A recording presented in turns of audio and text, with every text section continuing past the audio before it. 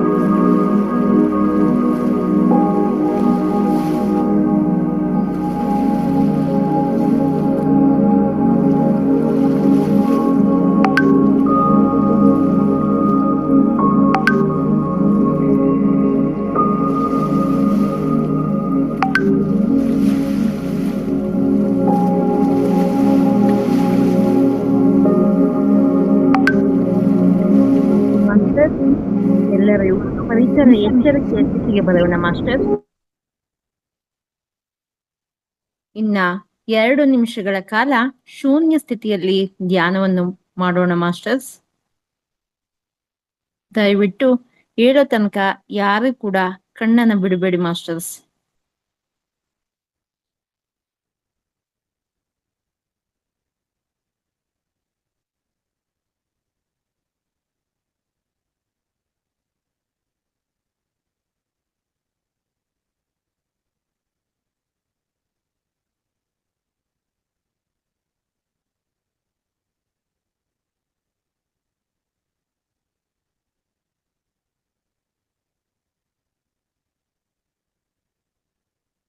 ಇನ್ನ 1 ನಿಮಿಷಗಳ ಕಾಲ ಶೂನ್ಯ ಸ್ಥಿತಿಯಲ್ಲಿ ಧ್ಯಾನವನ್ನ ಮುಂದುವರಿಸೋಣ ಮಾಸ್ಟರ್ಸ್.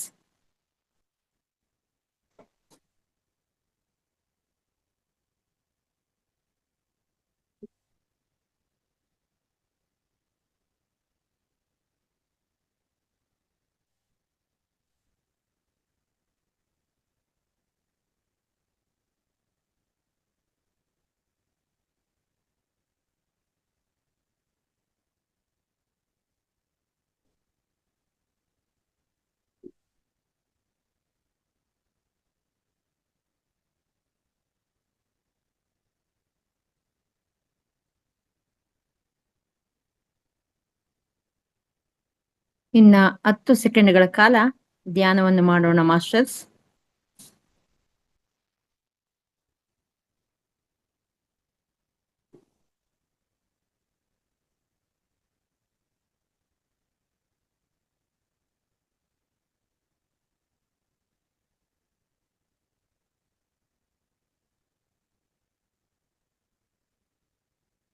ಓಕೆ ಮಾಸ್ಟರ್ಸ್, ಎಲ್ಲ ದೇಹ ಎಚ್ಚರಿಕೆಯ ಸ್ಥಿತಿಗೆ ಬರೋಣ ಮಾಸ್ಟರ್ಸ್.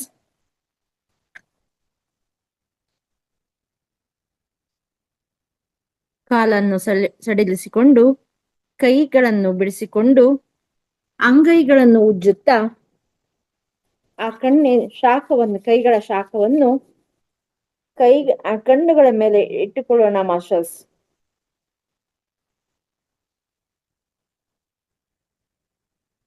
5, 4, 3, 2, 1.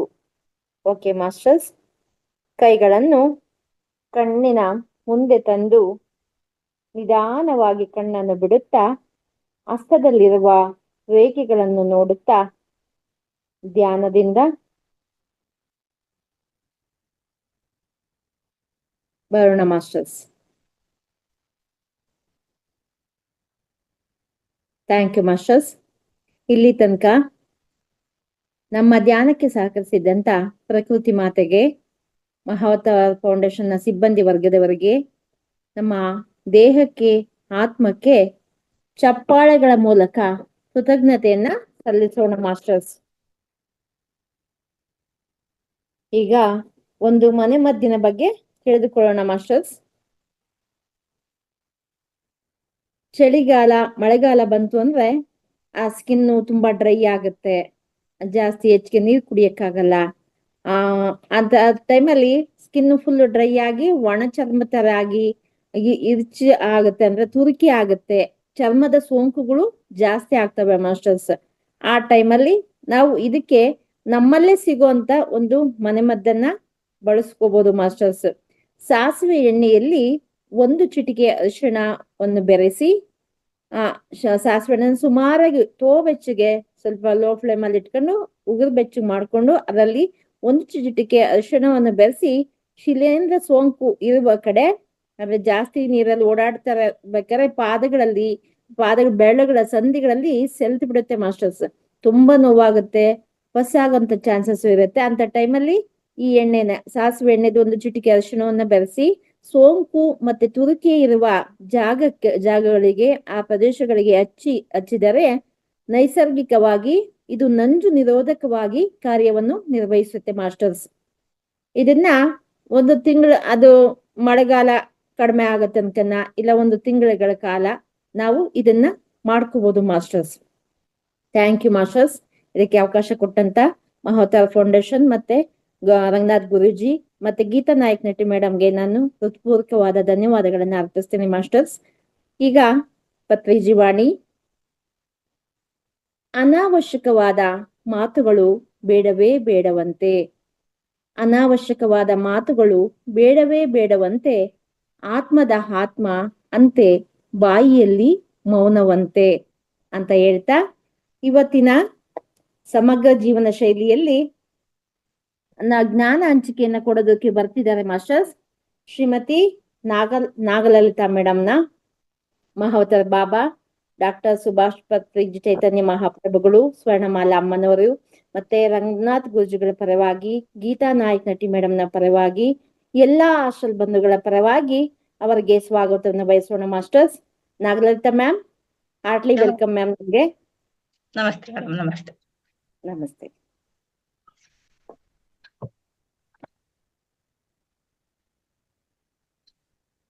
ಶುರು ಮಾಡೋದ ಮೇಡಮ್? ಎಸ್ ಮೇಡಮ್, ಖಂಡಿತ. ನಮಸ್ತೆ ಮಾಸ್ಟರ್ಸ್. ಇವತ್ತು ನನ್ನ ಒಂದು ಕಿರು ಜ್ಞಾನ ಹಂಚಿಕೆ ಇದೆ. ಇದು ನಮ್ಮ ಪತ್ರಿಜಿ ಗುರುಗಳಿಗೂ ಹಾಗೂ ಸ್ವರ್ಣಮಾಲಾ ಮನೆಗೂ ಹಾಗೂ ಈ ವೇದಿಕೆಯನ್ನು ನಿರ್ಮಿಸಿರುವ ರಂಗನಾಥ್ ಸರ್ಗೂ ಹಾಗೂ ವೇದಿಕೆಯಲ್ಲಿರುವ ಎಲ್ಲಾ ಜ್ಞಾನ ಹಂಚಿಕೆ ಮಾಡಿಕೊಂಡಿರುವ ಎಲ್ಲಾ ಮಾಸ್ಟರ್ಸ್ಗೂ ಹಾಗೂ ಗೀತಾ ಮೇಡಮ್ಗೂ ಮತ್ತೆ ಎಲ್ಲರಿಗೂ ನನ್ನ ಹೃತ್ಪೂರ್ವಕ ನಮನಗಳು. ಈಗ ನಾನು ಒಂದು ಕಿರು ಹಂಚಿಕೆಯನ್ನ ಮಾನವ ಜನ್ಮ ಬಹಳ ದೊಡ್ಡದು ಅನ್ನೋ ಒಂದು ಕಿರು ಜ್ಞಾನ ಹಂಚಿಕೆಯನ್ನ ಮಾಡ್ತಾ ಇದ್ದೀನಿ.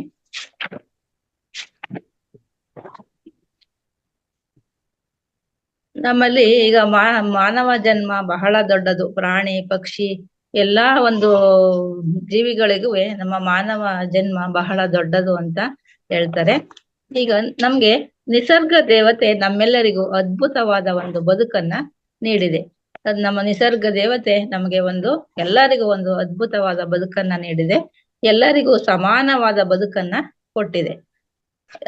ಅವರು ವಿದ್ಯಾವಂತರಿಗೆ ಒಂದು ಬದುಕು, ಅವಿದ್ಯಾವಂತರಿಗೆ ಒಂದು, ಮೇಲ್ಜಾತಿಯವರಿಗೆ ಒಂದು, ಕೆಳಜಾತಿಯವರಿಗೆ ಒಂದು, ಶ್ರೀಮಂತರಿಗೊಂದು, ಬಡವನಿಗೊಂದು ಅಂತ ಬದುಕು ಇಲ್ಲ. ಎಲ್ಲರಿಗೂ ಸಮಾನವಾದ ಒಂದು ನಿಸರ್ಗ ದೇವತೆ ನಮ್ಗೆ ಸಮಾನವಾದ ಬದುಕನ್ನ ಕೊಟ್ಟಿದೆ. ಈ ಒಂದು ವಿವಿಧತೆಯನ್ನ ನಾವು ಏರ್ಪಾಡು ಮಾಡ್ಕೊಂಡಿರೋದೇ ಹೊರತು ಅವ್ನು ಶ್ರೀಮಂತನಾಗಿ ಬದುಕ್ತಿದ್ದಾನೆ, ಅವ್ನು ಬಡನ ಅಂತ. ಆದ್ರೆ ಎಲ್ಲರಿಗೂ ಇರೋ ಒಂದು ಸಮಾನವಾದ ಬದುಕನ್ನ ನಮ್ಗೆ ಈ ಪ್ರಕೃತಿ ನಮ್ಗೆ ನೀಡಿದೆ. ಎಲ್ಲರಿಗೂ ಸುಂದರ ಬದುಕನ್ನ ಇದು ಪ್ರಕೃತಿ ನಮ್ಗೆ ಕೊಟ್ಟಿದೆ. ಶ್ರೀಮಂತನಲ್ಲಿ ಒಂದು ಬಂಗಾರದ ಹಣತೆ ಇದ್ರೆ, ಬಡವನಲ್ಲಿ ಒಂದು ಮಣ್ಣಿನ ಹಣತೆ ಇರುತ್ತೆ. ಹಣತೆ ಮಣ್ಣಿನದಾದ್ರೇನು ಅಥವಾ ಚಿನ್ನದ ಬಂಗಾರದಾದ್ರೇನು, ಆದ್ರೆ ಹಣತೆ ಉರಿಯೋದು ಬೆಳಕು ಮಾತ್ರ. ಎರಡು ಹಣತೆಗಳು ಕೊಡೋದು ಬೆಳಕನ್ನ ಮಾತ್ರ. ಆ ಬೆಳಕು ಅಷ್ಟೇ. ಅದು ಬೆಳಕಿಗೆ ಶ್ರೀಮಂತಿಕೆನೂ ಇಲ್ಲ, ಬಡತನನೂ ಇಲ್ಲ. ಅದು ಒಂದು ಬೆಳಕು ಅಷ್ಟೇ. ಹಾಗೆಯೇ ಬದುಕು, ಅದು ಒಂದು ಬದುಕು ಅಷ್ಟೇ. ಅದು ಶ್ರೀಮಂತಿಕೆ ಬದುಕು ಅಲ್ಲ, ಬಡತನದ ಬದುಕು ಅಲ್ಲ. ಬದುಕು ಅಂದ್ರೆ ಒಂದು ಬದುಕು ಅಷ್ಟೇ. ಅದು ಬೆಳಕಿದ್ದ ಹಾಗೆ ಒಂದು ಬದುಕು. ಹುಟ್ಟಿನಿಂದ ಆರಂಭವಾಗಿ ಸಾವಿನೊಂದಿಗೆ ಪೂರ್ಣವಾಗುವ ಮನುಷ್ಯನ ಬದುಕು ವಿಶಿಷ್ಟವಾಗ್ಬೇಕು. ನಾವು ಹುಟ್ಟಿನಿಂದ ಆರಂಭವಾಗಿ ಸಾವಿನಿಂದ ಪೂರ್ಣವಾಗುವವರೆಗೂ ಮನುಷ್ಯ ಜನ್ಮ ದೊಡ್ಡದು ಅಂತ ಹೇಳ್ಕೊಳ್ಳೋ ಅಷ್ಟಕ್ಕೆ ನಾವು ಅದನ್ನ ಪೂರ್ಣವಾದ ಒಂದು ಬದುಕನ್ನ ನಾವು ಬದುಕಬೇಕು. ವಿಶಿಷ್ಟವಾಗಿರ್ಬೇಕು. ನಮ್ಮ ಬದುಕು ವಿಶಿಷ್ಟವಾಗ್ಬೇಕು, ಒಂದು ಅರ್ಥಪೂರ್ಣವಾಗ್ಬೇಕು. ಕ್ಷಣಿಕವಾಗಿರುವ ಈ ಬದುಕಿನಲ್ಲಿ ಶ್ರೇಷ್ಠವಾದದ್ದನ್ನ ನಾವು ಸಾಧಿಸ್ಬೇಕು. ದಾರ್ಶನಿಕರು, ಹಿರಿಯರು ಈ ಬದುಕಿನ ಬಗ್ಗೆ ಸಾಕಷ್ಟು ಚಿಂತಿಸಿದರು. ನಮ್ಮ ದೇಶದ ಋಷಿಯೊಬ್ಬರು, ಕಣ್ಣು ನೋಡುತ್ತದೆ, ಕಿವಿ ಕೇಳಿಸಿಕೊಳ್ಳುತ್ತದೆ, ಕಾಲು ನಡೆಯುತ್ತದೆ, ಮನಸ್ಸು ಭಾವಿಸುತ್ತದೆ. ಎಲ್ಲಿವರೆಗೆ ಅಂದ್ರೆ ಈ ಉಸಿರು ಎಲ್ಲಿವರೆಗಿರುತ್ತೆ ಅಲ್ಲಿವರೆಗೆ ಮಾತ್ರ ನಾವು ಈ ಒಂದು ಪಂಚೇಂದ್ರಿಯಗಳು ಕೆಲಸವನ್ನ ಮಾಡ್ತವೆ. ಉಸಿರು ನಮ್ಮ ಕಣ್ಣು ನೋಡುತ್ತೆ, ಕಿವಿ ಏನಾದ್ರು ನೋಡ್ಬೇಕಾದ್ರೆ ಕಣ್ಣಿಂದ ನೋಡ್ತೀವಿ, ಕಿವಿಯಿಂದ ಕೇಳಿಸ್ಕೊಳ್ತೀವಿ, ಮತ್ತೆ ಒಂದು ಆಹಾರದ ರುಚಿಯನ್ನ ಮಾಡ್ತೀವಿ, ಭಾವನೆಗಳನ್ನ ಮಾಡ್ತೀವಿ. ಎಲ್ಲಿವರೆಗಿದೆ? ಉಸಿರು ಇರುವವರೆಗೆ ಮಾತ್ರ. ಉಸಿರು ನಿಂತ ಮೇಲೆ ನಮ್ಗೆ ಅದನ್ನ ಯಾವುದನ್ನು ಅದು ಗ್ರಹಿಸಲ್ಲ. ಅದು ಒಂದು ಶವ ಆಗಿ ಆಗುತ್ತೆ. ಉಸಿರಿನ ಜೊತೆಗೆ ಅವೆಲ್ಲ ನಿಂತೋಗ್ಬಿಡ್ತವೆ. ಬದುಕು ಎಂದ್ರೆ ಉಸಿರಿನ ಲೀಲಾ ವಿಲಾಸ ಅಷ್ಟೇ ಅಂತ ಈ ಒಂದು ದಾರ್ಶನಿಕರು ಹೇಳಿದ್ದಾರೆ. ಅದಕ್ಕಾಗಿ ಮನುಷ್ಯನು ಸತ್ಯವನ್ನು ಅರ್ಥ ಮಾಡಿಕೊಳ್ಳಬೇಕು. ಮನುಷ್ಯ ತಾಯಿಯ ಗರ್ಭದಿಂದ ಬರುವಾಗ ಉಸಿರಿತ್ತು. ನಾವು ಜೀವಿಸುವಾಗ, ನಾವು ಹುಟ್ಟುವಾಗ ನಮ್ಗೆ ಉಸಿರಿದ್ರೆ ಮಾತ್ರ ನಾವು ಜೀವಂತವಾಗಿ ಇರ್ತೀವಿ. ತಾಯಿಯ ಗರ್ಭದಿಂದ ಹೊರಕ್ಕೆ ಬರುವಾಗ ಉಸಿರಿತ್ತು, ಆದ್ರೆ ಹೆಸರಿರ್ಲಿಲ್ಲ. ಉಸಿರಿತ್ತು, ನಾವು ಹುಟ್ಟುವಾಗ ನಮ್ಗೆ ಉಸಿರು ಮಾತ್ರ ಇತ್ತು, ಹೆಸರು ಇರ್ಲಿಲ್ಲ. ಅದೇ ಭೂಮಿಯನ್ನು ಬಿಟ್ಟು ಹೋಗುವಾಗ ಉಸಿರಿರೋದಿಲ್ಲ ನಮ್ಗೆ, ಹೆಸರನ್ನ. ಆದ್ರೆ ಹೆಸರು ಇರುವಂತೆ ಮಾಡಿ ಹೋಗ್ಬೇಕು, ಅದು ಜೀವನದ ಒಂದು ಸಾರ್ಥಕತೆ. ಹೋಗುವಾಗ ನಾವು ಯಾವ್ದೇ ರೀತಿ ಬದುಕನ್ನ ಬದುಕ್ತಿವಿ. ಹೋಗುವಾಗ ಯಾವ ತರನಾದ್ರು ನಮ್ ಜೀವನ ಹೇಗಾದ್ರೂ ಬದುಕ್ಬೋದು. ಕಳ್ಳನಾಗ್ ಬದುಕ್ಬೋದು, ಒಂದ್ ಸುಳ್ಳನಾಗ್ ಬದುಕ್ಬೋದು, ಅಥವಾ ಒಳ್ಳೆತನದಿಂದ. ಅದು ಬದುಕು ನಿರಂತರ ಸಾಕ್ತಾನೆ ಇರುತ್ತೆ. ಅದು ನಾವು ಪೂರ್ಣವಾಗಿ ಜೀವಿಸದೆ ಎಂದು ಬದುಕು. ಮನುಷ್ಯ ಎಷ್ಟು ವರ್ಷ ಬದುಕಿದ ಎನ್ನುವುದು ಮುಖ್ಯವಲ್ಲ, ಹೇಗೆ ಬದುಕಿದ ಎಂಬುದು ಮುಖ್ಯ. ಅದಕ್ಕೆ ಸುಂದರವಾದ ಬದುಕನ್ನ ನಾವು ಕಟ್ಕೊಳ್ಬೇಕು. ಬದುಕು ಸುಂದರವಾಗಿರ್ಬೇಕಾದ್ರೆ ನಿರುತ್ಸಾಹ, ಚಿಂತೆ, ದುಃಖ, ನೋವುಗಳಿಂದ ಹೊರಬರಬೇಕಾಗುತ್ತದೆ. ನಾವು ಸುಂದರವಾದ ಬದುಕನ್ನ ನಾವು ಬದುಕಿನ ಕೊನೆವರೆಗೂ ಸುಂದರವಾದ ಬದುಕನ್ನ ಕಟ್ಕೋಬೇಕು. ಹಾಗೆ ನಾವು ಸುಂದರವಾದ ಬದುಕನ್ನ ಕಟ್ಕೋಬೇಕು ಅಂತಂದ್ರೆ ನಾವು ಚಿಂತೆಯಿಂದ, ದುಃಖದಿಂದ, ನೋವುಗಳಿಂದ, ನಿರುತ್ಸಾಹದಿಂದ ಹೊರಗಡೆ ಬರ್ಬೇಕು. ಆಗ ನಾವು ಸುಂದರವಾದ ಬದುಕನ್ನ ಕಟ್ಕೊಳ್ತೀವಿ. ಮನುಷ್ಯನು ಜೀವನದಲ್ಲಿ ಕ್ರಿಯಾಶೀಲತೆ ಮತ್ತು ಉತ್ಸಾಹಗಳು ಮನೆ ಮಾಡಬೇಕಾಗುತ್ತದೆ. ಈ ಒಂದು ಉತ್ತಮವಾದ ಬದುಕನ್ನ ಮಾಡ್ಬೇಕಾದ್ರೆ ಮುಖ್ಯವಾದ ಹಂತ ಅಂತಂದ್ರೆ ನಾವು ಜೀವನದಲ್ಲಿ ಉತ್ಸಾಹ ಇರ್ಬೇಕು, ಮತ್ತೆ ಕ್ರಿಯಾಶೀಲತೆ ಇರ್ಬೇಕು. ಆಗ ಮಾತ್ರ ನಾವು ಒಂದು ಸಾಧಿಸ್ತೀನಿ ಅನ್ನೋ ಒಂದು ಮನೋಭಾವನೆ, ಚಿಂತನೆ ಇದ್ರೆ ಮಾತ್ರ ನಾವು ಉತ್ತಮವಾದ ಬದುಕನ್ನ ನಾವು ಮಾಡ್ಬೋದು. ನಿಸರ್ಗದ ಕರುಣೆಯಿಂದ ಬಂದ ಈ ಬದುಕನ್ನು ಯಾರು ಹಾಳು ಮಾಡಿಕೊಳ್ಳಬಾರದು. ಈ ನಿಸರ್ಗ ಕೊಟ್ಟಿರೋ ಈ ಪ್ರಕೃತಿ ನಮ್ಗೆ ನೀಡಿರುವಂತ ಬದುಕನ್ನ ನಾವು ಯಾರು ಹಾಳು ಮಾಡ್ಕೊಳ್ಬಾರ್ದು. ಅರ್ಥಪೂರ್ಣವಾಗಿ ನಾವು ಜೀವನವನ್ನ ಬದುಕನ್ನ ಕಟ್ಕೊಳ್ಬೇಕು. ಈ ಮಾನವ ಜನ್ಮ ಬಹಳ ದೊಡ್ಡದು, ಇದನ್ನು ಹಾನಿ ಮಾಡಿಕೊಳ್ಳಬೇಡಿ ಹುಚ್ಚಪ್ಪಗಳಿರ ಅಂತ ದಾಸರು ಸಹ ಹೇಳಿದ್ದಾರೆ. ಮಾನವ ಜನ್ಮ ಬಹಳ ದೊಡ್ಡದು, ಇದನ್ನ ಹಾನಿ ಮಾಡ್ಕೋಬೇಡಿ ಅಂತ ದಾಸರು ಸಹ ಹೇಳಿದ್ದಾರೆ. ಬದುಕು ಬಹಳ ದೊಡ್ಡದು, ಇದನ್ನು ನಾವು ಎಲ್ಲಿ ಹಾಳು ಮಾಡ್ಕೊಂಡಿದ್ದೇವೆ? ಹಾಗಾದ್ರೆ ಹಾಳು ಮಾಡಿಕೊಳ್ಳಬೇಡಿ ಹುಚ್ಚಪ್ಪಗಳಿರ ಅಂತ ದಾಸರು ಹೇಳಿದ್ದಾರೆ. ಆದ್ರೆ ಎಲ್ಲಿ ನಾವು ಈ ಬದುಕನ್ನ ಎಲ್ಲಿ ಹಾಳು ಮಾಡ್ಕೊಂಡಿದೀವಿ ಅಂತಂದ್ರೆ ಅಲ್ಲಿ ಎನ್ನುವುದು ಎಲ್ಲಿ ಹಾಳು ಮಾಡ್ಕೊಂಡಿದ್ದೇವೆ ಎನ್ನುವುದು ನಮ್ಮ ಚಿಂತನೆಯ ವಿಷಯ. ಚಿಂತನೆ ಮಾಡ್ಬೇಕು, ನಾವ್ ಎಲ್ಲಿ ಹಾಳಾಗ್ತಿದೀವಿ ಹಾಗಾದ್ರೆ ಅಂತ ಚಿಂತನೆ ಮಾಡ್ಬೇಕಾದ ವಿಷಯ. ಮನುಷ್ಯ ಬಹಳ ಚಿಕ್ಕವನಾದರೂ ಪಾತ್ರದಲ್ಲಿ ಬಹಳ ದೊಡ್ಡವನು, ಅದೇ ಮನುಷ್ಯನ ವೈಶಿಷ್ಟ್ಯ. ಅಂದ್ರೆ ಪಾತ್ರದಲ್ಲಿ ನಾವು ಚಿಕ್ಕವರಾದ್ರೂ ಸಹ ಪಾತ್ರದಲ್ಲಿ ದೊಡ್ಡವರು ಅಂದ್ರೆ ನಮ್ಮ ಮನುಷ್ಯನ ವೈಶಿಷ್ಟ್ಯ. ನಮ್ಮಲ್ಲಿ ಅಷ್ಟು ಶಕ್ತಿ ಇದೆ, ಅದನ್ನ ನಾವು ಹುಡ್ಕೋಕೆ ಆಗ್ತಾ ಇಲ್ಲ ನಮ್ಗೆ. ಅದು ಆಂತರಿಕವಾಗಿ ಮನೆ ಮಾಡಿದೇನೆ, ಹೊರಗೆ ತರಕ್ಕೆ ನಮ್ಗೆ ಗೊತ್ತಾಗುದಿಲ್ಲ. ಅದನ್ನೇ ನಾವು ಚಿಂತನೆಯನ್ನ ಮಾಡ್ಬೇಕಾಗಿದೆ. ಅಂದ್ರೆ ಒಂದು ಉದಾಹರಣೆ ಹೇಳ್ಬೇಕಂತಂದ್ರೆ ಮನುಷ್ಯನ ಎಷ್ಟು ಶಕ್ತಿ ಇದೆ ಅಂತಂದ್ರೆ, ಒಂದು ಬೀಜ ಇರುತ್ತೆ. ಆ ಬೀಜನ ಒಡೆದು ನೋಡಿದಾಗ ಆ ಬೀಜದ ಒಳಗಡೆ ಏನೂ ಇರಲ್ಲ. ಆ ಬೀಜ ಚೆಚ್ಚಾಕ್ದಾಗ ಅದ್ರಲ್ಲಿ ಏನೂ ಸಹ ಇರಲ್ಲ. ಆದ್ರೆ ಆ ಒಂದ್ ಬೀಜನ ನೆಟ್ಟು ಅದಕ್ಕೆ ಒಂದಷ್ಟು ಗೊಬ್ಬರ, ನೀರು, ಬೆಳಕನ್ನ ಹಾಯಿಸಿದಾಗ ಅದೇನಾಗುತ್ತೆ, ಮೊಳಕೆ ಹೊಡೆದು ಸಸಿ ಆಗುತ್ತೆ. ಹಾಗಾದ್ರೆ ಬೀಜದೊಳಗಡೆ ಏನೂ ಇರಲ್ಲ, ಅದಕ್ಕೆ ಒಂದಷ್ಟು ಶಕ್ತಿಯನ್ನು ತುಂಬಿದಾಗ ಅದು ದೊಡ್ಡ ಮರವಾಗ್ಬೋದು, ಒಂದು ದೊಡ್ಡ ಗಿಡವಾಗ್ಬೋದು. ಹಾಗೆ ಆ ಒಂದು ಶಕ್ತಿ ಆ ಬೀಜದಲ್ಲಿ ಇರುವಂತೆಯೇ ಸಹ ನಮ್ಮ ಮನುಷ್ಯರಲ್ಲೂ ಸಹ ಅಗಾಧವಾದ ಶಕ್ತಿ ಇದೆ. ಅದಕ್ಕೆ ಹೀಗೆ ಗಿಡಕ್ಕೆ ಹೇಗೆ ನಾವು ಪೋಷಕಾಂಶವನ್ನ ಹಾಕ್ತಿವಿ, ಹಾಗೆ ನಮ್ಮ ಮನುಷ್ಯರಿಗೂ ವಿಶಿಷ್ಟವಾದ ಒಂದು ಇದನ್ನ ಜ್ಞಾನ ಶಕ್ತಿಯನ್ನ ತುಂಬಿಕೊಂಡಾಗ ಮಾತ್ರ ನಮ್ಮಲ್ಲಿರೋ ಶಕ್ತಿ, ನಮ್ಮಲ್ಲಿರೋ ಒಂದು ಚಿಂತನೆಗಳು ಹೊರಗಡೆ ಬರ್ತವೆ. ಮನುಷ್ಯನ ಒಳಗೂ ಅಗಾಧವಾದ ಒಂದು ಶಕ್ತಿ ಇದೆ. ಆ ಶಕ್ತಿಯಿಂದ ಅವನು ದೊಡ್ಡವನಾಗ್ತಾನೆ. ಎಲ್ಲ ಪಶು ಪಕ್ಷಿ ಪ್ರಾಣಿಗಳಿಂದ ಮನುಷ್ಯ ಯಾಕೆ ದೊಡ್ಡವನಾಗ್ತಾನೆ ಅಂತಂದ್ರೆ ಮನುಷ್ಯನ ಶಕ್ತಿಯ ವಿಕಾಸಕ್ಕೆ ಬಹಳ ದಾರಿಗಳಿವೆ. ನಮ್ಮ ಶಕ್ತಿಯನ್ನ ವಿಕಾಸ ಮಾಡ್ಕೋಬೇಕಾದ್ರೆ ನಮ್ಗೆ ಮನುಷ್ಯನಿಗೆ ಬಹಳ ದಾರಿಗಳಿವೆ.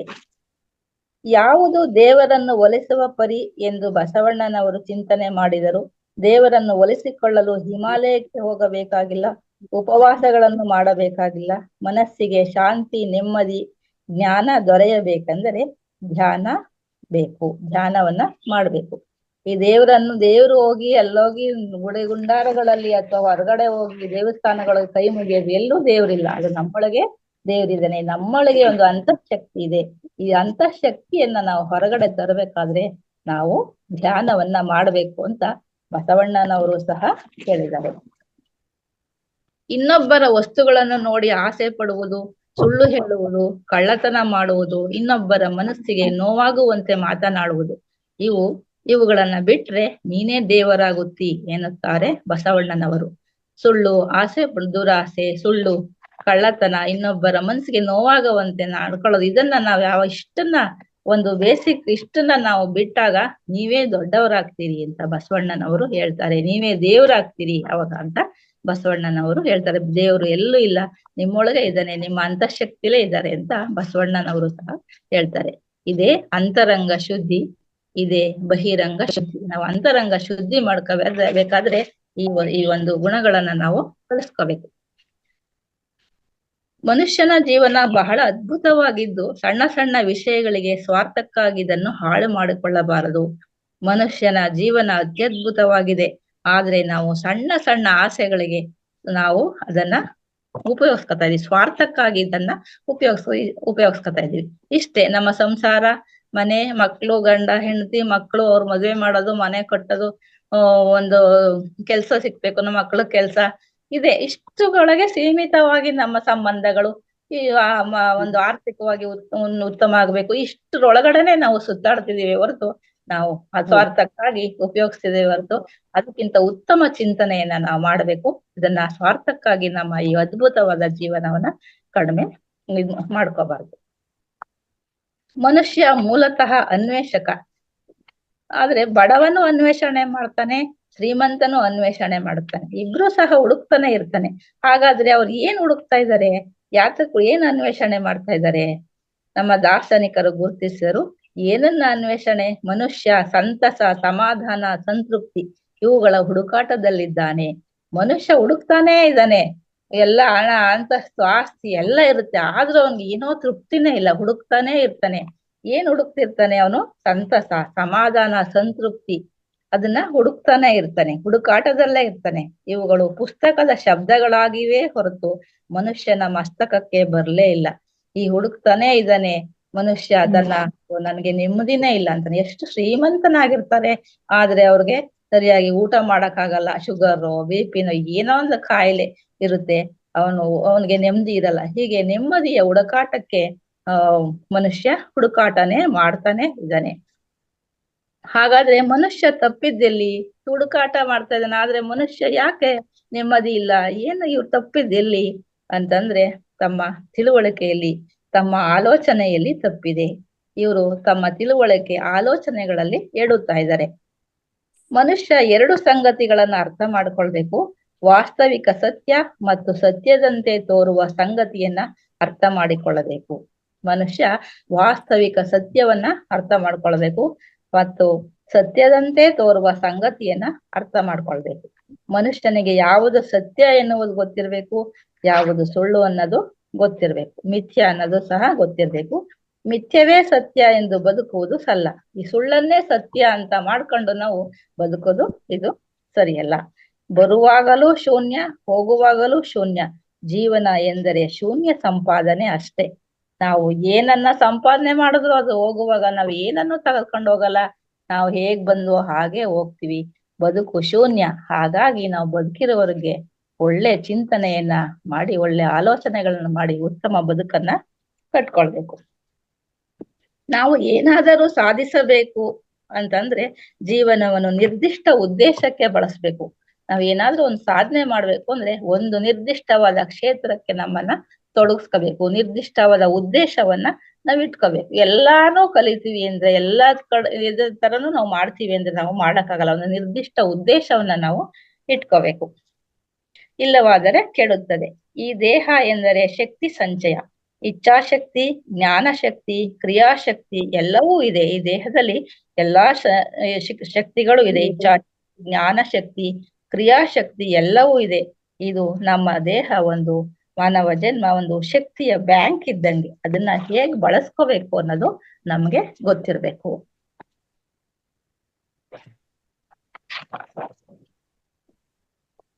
ಮತ್ತೆ ಯಾವಾಗ ಏನೇನ್ ಮಾಡ್ಬೇಕು ಎಂದು ನಮ್ಮ ಋಷಿ ಮುನಿಗಳು ಕಂಡುಕೊಂಡಿದ್ರು.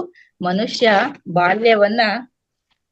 ಬಾಲ್ಯವನ್ನ ಓದುವುದಕ್ಕೆ ಮೀಸಲಿಡ್ಬೇಕು.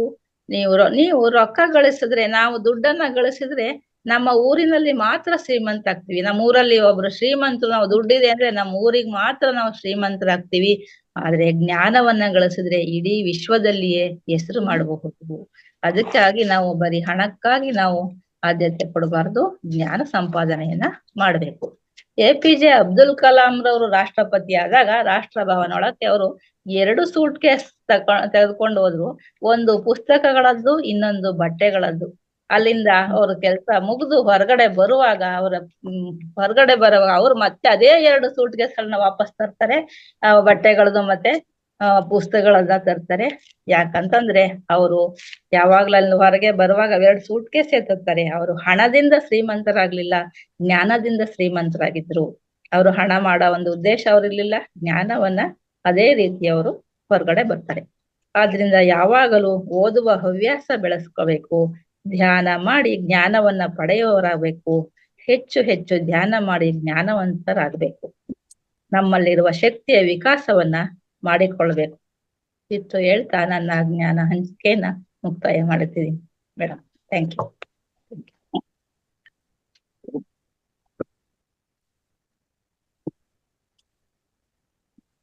ಓಕೆ ಮೇಡಮ್, ಇಷ್ಟು ತಿಳಿಸ್ಕೊಟ್ಟಂತ ನಮ್ಮ ಎಲ್ಲಾ ಜ್ಞಾನ ಬಂಧುಗಳಿಗೂ ಈ ವೇದಿಕೆಗೂ ನನ್ನ ಧನ್ಯವಾದಗಳನ್ನ ಅರ್ಪಿಸ್ತೇನೆ. Thank you. Thank you madam, thank you so much. ಮಾನವ ಜನ್ಮ ತುಂಬಾ ದೊಡ್ಡದು. ಪ್ರಕೃತಿ ಮಾತೆ ಎಲ್ಲರಿಗೂ ಒಂದೇ ಸಮಾನವಾದ ಜೀವನನ ಕೊಟ್ಟಿದ್ದಾಳೆ.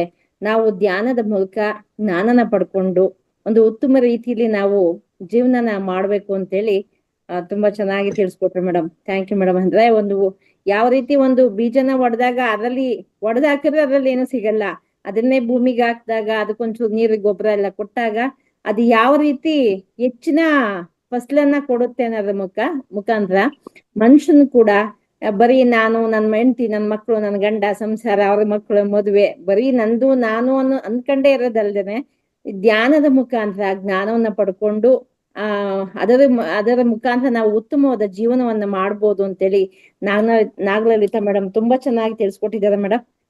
Thank you madam. Thank you so much madam. ಧನ್ಯವಾದಗಳು. Okay masters. Geetha ma'am. Yes ma'am. ಅಂದ್ರೆ ಈಗ್ಲೇ ಅವ್ರ ಬಗ್ಗೆ ಏನಾದ್ರು ಸ್ವಲ್ಪ ಸರ್ದ್ ಆಗ್ಬಿಡ್ಲಿ, ಇಬ್ರದು ಒಂದೇ ಸತಿ ಪ್ರಶ್ನೋತ್ತರ ತಗೊಂಡ್ಬಿಡ ಮ್ಯಾಮ್. ಖಂಡಿತ. Okay madam. ಓಕೆ ಮಾಸ್ಟರ್ಸ್, ಈಗ ಇನ್ನೊಬ್ರು ನಮ್ಮ ಜ್ಞಾನ ಹಂಚಿಕೆಯನ್ನ ತಿಳಿಸ್ಕೊಡ್ಲಿಕ್ಕೆ ಬರ್ತಿದ್ದಾರೆ. ಅವ್ರಿಗೆ ಕೂಡ ಒಂದು ಇದರಲ್ಲಿ ಅಂದ್ರೆ ಬೆಳಿಗ್ಗೆ ಸೆಕ್ಷನ್ ನಲ್ಲಿ ಕೂಡ ಅವರು ನಿರೂಪಣೆ ತುಂಬಾ ಚೆನ್ನಾಗಿ ಮಾಡ್ತಾರೆ. ತುಂಬಾ ಸರಿ ಆಲೋಚನಾ ಶಕ್ತಿ ಬಗ್ಗೆ ಕೂಡ ಅವ್ರು ತುಂಬಾ ಕ್ಲಾಸ್ಗಳನ್ನ ಕೊಟ್ಟಿರ್ರಿ ಕೂಡ. ಅಂತ ವ್ಯಕ್ತಿನ ನಾವು ಇನ್ವೈಟ್ ಮಾಡ್ಕೊಳ್ಳೋಣ ಮಾಸ್ಟರ್ಸ್. ನೇಮು ವೆಂಕಟರಮಣ ಸರ್ ಅಂತ ಹೇಳಿಬಿಟ್ಟು ಮಹಾವತಾರ್ ಬಾಬಾ ಮತ್ತೆ ಸುಭಾಷ್ ಪತ್ರಿಜಿ ಚೈತನ್ಯ ಮಹಾಪ್ರಭುಗಳು, ಸ್ವರ್ಣಮಾಲಾ ಅಮ್ಮನವರ ಪರವಾಗಿ, ರಂಗನಾಥ್ ಗುರುಜಿಗಳ ಆಶೀರ್ವಾದದೊಂದಿಗೆ, ಗೀತಾ ನಾಯ್ಕ ನಟ ಮೇಡಮ್ನ ಪರವಾಗಿ, ಎಲ್ಲಾ ಆಶ್ರಮ ಬಂಧುಗಳ ಪರವಾಗಿ ವೆಂಕಟರಮಣ ಸರ್ನ ಹೃದಯಪೂರ್ವಕವಾಗಿ ಅವ್ರಿಗೆ ವೆಲ್ಕಮ್ ಮಾಡ್ತಾ ಇದೀವಿ masters. Welcome sir Venkataramana sir. Thank you madam. Geetha madam ಅವರು ಇವತ್ತೊಂದು ಸಣ್ಣ ಕಾರ್ಯಕ್ರಮ ನಡೆಸ್ಕೊಡ್ಬೇಕು ಅಂತ ಹೇಳಿದ್ದಾರೆ. ಇದು ನನ್ನ ಪಾಲಿಗೆ ದೊಡ್ಡದೇ ಆಗಿದೆ. ಯಾಕಂದ್ರೆ ಈ 7 ಚಕ್ರಗಳ ಬಗ್ಗೆ ತಿಳಿಸ್ಬೇಕು ಅಂತ ಹೇಳಿದ್ದಾರೆ, ಜೊತೆಗೆ 7 ಮುದ್ರೆಗಳ ಬಗ್ಗೆನೂ ತಿಳಿಸ್ಕೊಡ್ಬೇಕು ಅಂತ ಹೇಳಿದ್ದಾರೆ.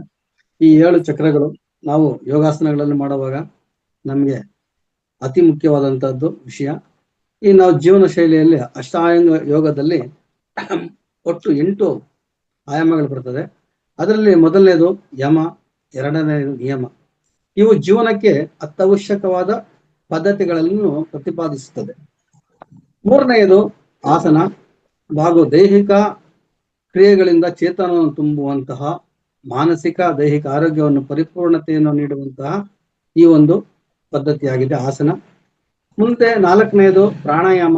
ಇದು ನಮ್ಮ ಶಕ್ತಿ ಕೇಂದ್ರಗಳನ್ನು, ಆಯಸ್ಸನ್ನು ಹೆಚ್ಚಿಸಿಕೊಳ್ಳುವ ಮಾರ್ಗವಾಗಿದೆ. 5ನೇದು ಪ್ರತ್ಯಾಹಾರ, ಅಂದ್ರೆ ಆಹಾರದ ನಿರ್ವಹಣೆ. ನಾವು ಯಾವ ರೀತಿಯಿಂದ ಆಹಾರವನ್ನು ಸೇವಿಸಬೇಕು, ನಮ್ಮ ದೇಹಕ್ಕೆ ಯಾವ ಆಹಾರ ಒಳ್ಳೆಯದು, ಈ ಒಂದು ನಿಯಮಗಳನ್ನ ತಿಳಿಸುವಂಥದ್ದು ಪ್ರತ್ಯಾಹಾರ. 6ನೇದು ಧಾರಣೆ, ನಾವು ಯಾವ ರೀತಿ ಧಾರಣೆ ಮಾಡಬೇಕು ಅನ್ನೋದನ್ನು ತಿಳಿಸ್ತದೆ. 7ನೇದು ಧ್ಯಾನ. ಈಗ ನಾವೆಲ್ಲರೂ ಅನುಸರಿಸ್ತಾ ಇದ್ದೀವಿ ಧ್ಯಾನದ ಬಗ್ಗೆ. ಈ ಧ್ಯಾನನೇ ನಾವು ಅಧ್ಯಯನ ಮಾಡ್ತಾ ಇದ್ದೇವೆ. 8ನೇದು ಸಮಾಧಿ, ಅಂದ್ರೆ ಸಂಪೂರ್ಣವಾಗಿ ನಾವು ಕೊನೆಯ ಮಟ್ಟವನ್ನು ತಲುಪುವಂತ ಒಟ್ಟು ನಮ್ಮ ಜೀವನದಲ್ಲಿ ಅಷ್ಟಾಂಗ ಯೋಗದಲ್ಲಿ ಈ 8 ಆಯಾಮಗಳನ್ನು ನಾವು ತಿಳಿಯಬೇಕಾಗಿರ್ತದೆ. ಆದ್ರೆ ಇದರಲ್ಲಿ ಈಗ ನನಗೆ ಈಗ ಕೊಟ್ಟಿರುವಂತಹದ್ದು ಒಂದು ಸಣ್ಣದು ಪ್ರಾಣಾಯಾಮದಲ್ಲಿ ಈ ದೇಹದಲ್ಲಿರುವ ಪಂಚಭೂತಗಳು ಪಂಚತತ್ವಗಳನ್ನು ಒಳಗೊಂಡ ಮುದ್ರಾಕ್ರಿಯೆಗಳನ್ನು ನಿರ್ದಿಷ್ಟ ಪ್ರಗತಿ ಪಥದಲ್ಲಿ ಬಯಸುತ್ತದೆ. ಈ ವಿಷಯ ಬಗ್ಗೆ ನನಗೆ ಹೇಳೋದಕ್ಕೆ ಹೇಳಿದ್ದಾರೆ. ಅದೇ ರೀತಿ ಈ ಒಂದು 7 ಚಕ್ರಗಳ ಬಗ್ಗೆ ಒಂದೊಂದಾಗಿ ತಿಳ್ಕೋಣ. ಅದಾದ ಮೇಲೆ ಮುದ್ರಾ ಬಗ್ಗೆ ಹೇಳ್ತೀನಿ. ಈಗ ನಮಗೆ ಒಟ್ಟು 7 ಚಕ್ರಗಳು ಅಂತ ಹೇಳಿದ್ದಾರೆ. ನಮ್ಮ ದೇಹದಲ್ಲಿರುವ 7 ಚಕ್ರಗಳು ಯಾವ ರೀತಿ ಇದಾವೆ ಅಂದ್ರೆ, ಮೂಲಾಧಾರ ಚಕ್ರ ಮೇಡಮ್. ಈ ಒಂದು ಚಕ್ರದ ಬಗ್ಗೆ ನಾನು ಆಲ್ರೆಡಿ ಹೇಳ್ತಾ ಇರ್ತೀನಿ. ಈ ಮೂಲಾಧಾರ ಚಕ್ರ ನಮ್ಗೆ ಎಲ್ಲಿರ್ತದೆ ಅಂದ್ರೆ, ನಮ್ಮ ಸಂಪೂರ್ಣವಾಗಿ ನಾವು ಗಮನಿಸ್ಬೇಕು ಅದನ್ನ. ಈ ಮೂಲಾಧಾರ ಚಕ್ರ ಪೃಥ್ವಿ ತತ್ವವಾದ ಚಕ್ರವಾಗಿರುತ್ತದೆ. ಇದು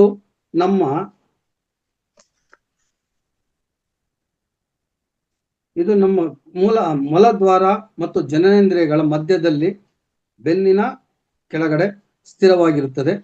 ಈ ಮೂಲಾಧಾರ ಚಕ್ರ ಪೃಥ್ವಿ ತತ್ವವಾದ ಚಕ್ರವಾಗಿರುತ್ತದೆ. ನಿಶ್ಚಲತೆ, ಗುರುತತ್ವ ಮತ್ತು ಆಸನ ಕ್ರಿಯೆಗಳನ್ನು ಪ್ರತ್ಯೇಕವಾಗಿರುವಂತಹ ಚಕ್ರವಿದು.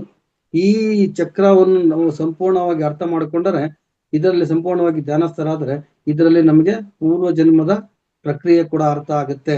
ದಯವಿಟ್ಟು ಈ ಒಂದು ಚಕ್ರನ ತುಂಬಾ ಗಮನವಾಗಿ ನಾವು ಮಾಡುವಾಗ ನಾವು ಗಮನಿಸ್ಬೇಕು. ಈ ಚಕ್ರನ ಯಾವ ರೀತಿ ನಾವು ಧ್ಯಾನ ಮಾಡೋದು ಅಂದ್ರೆ, ಚಕ್ರ ವಿವರಿಸ್ತಾ ಹೋಗ್ತೀನಿ ಹಂಗೆ.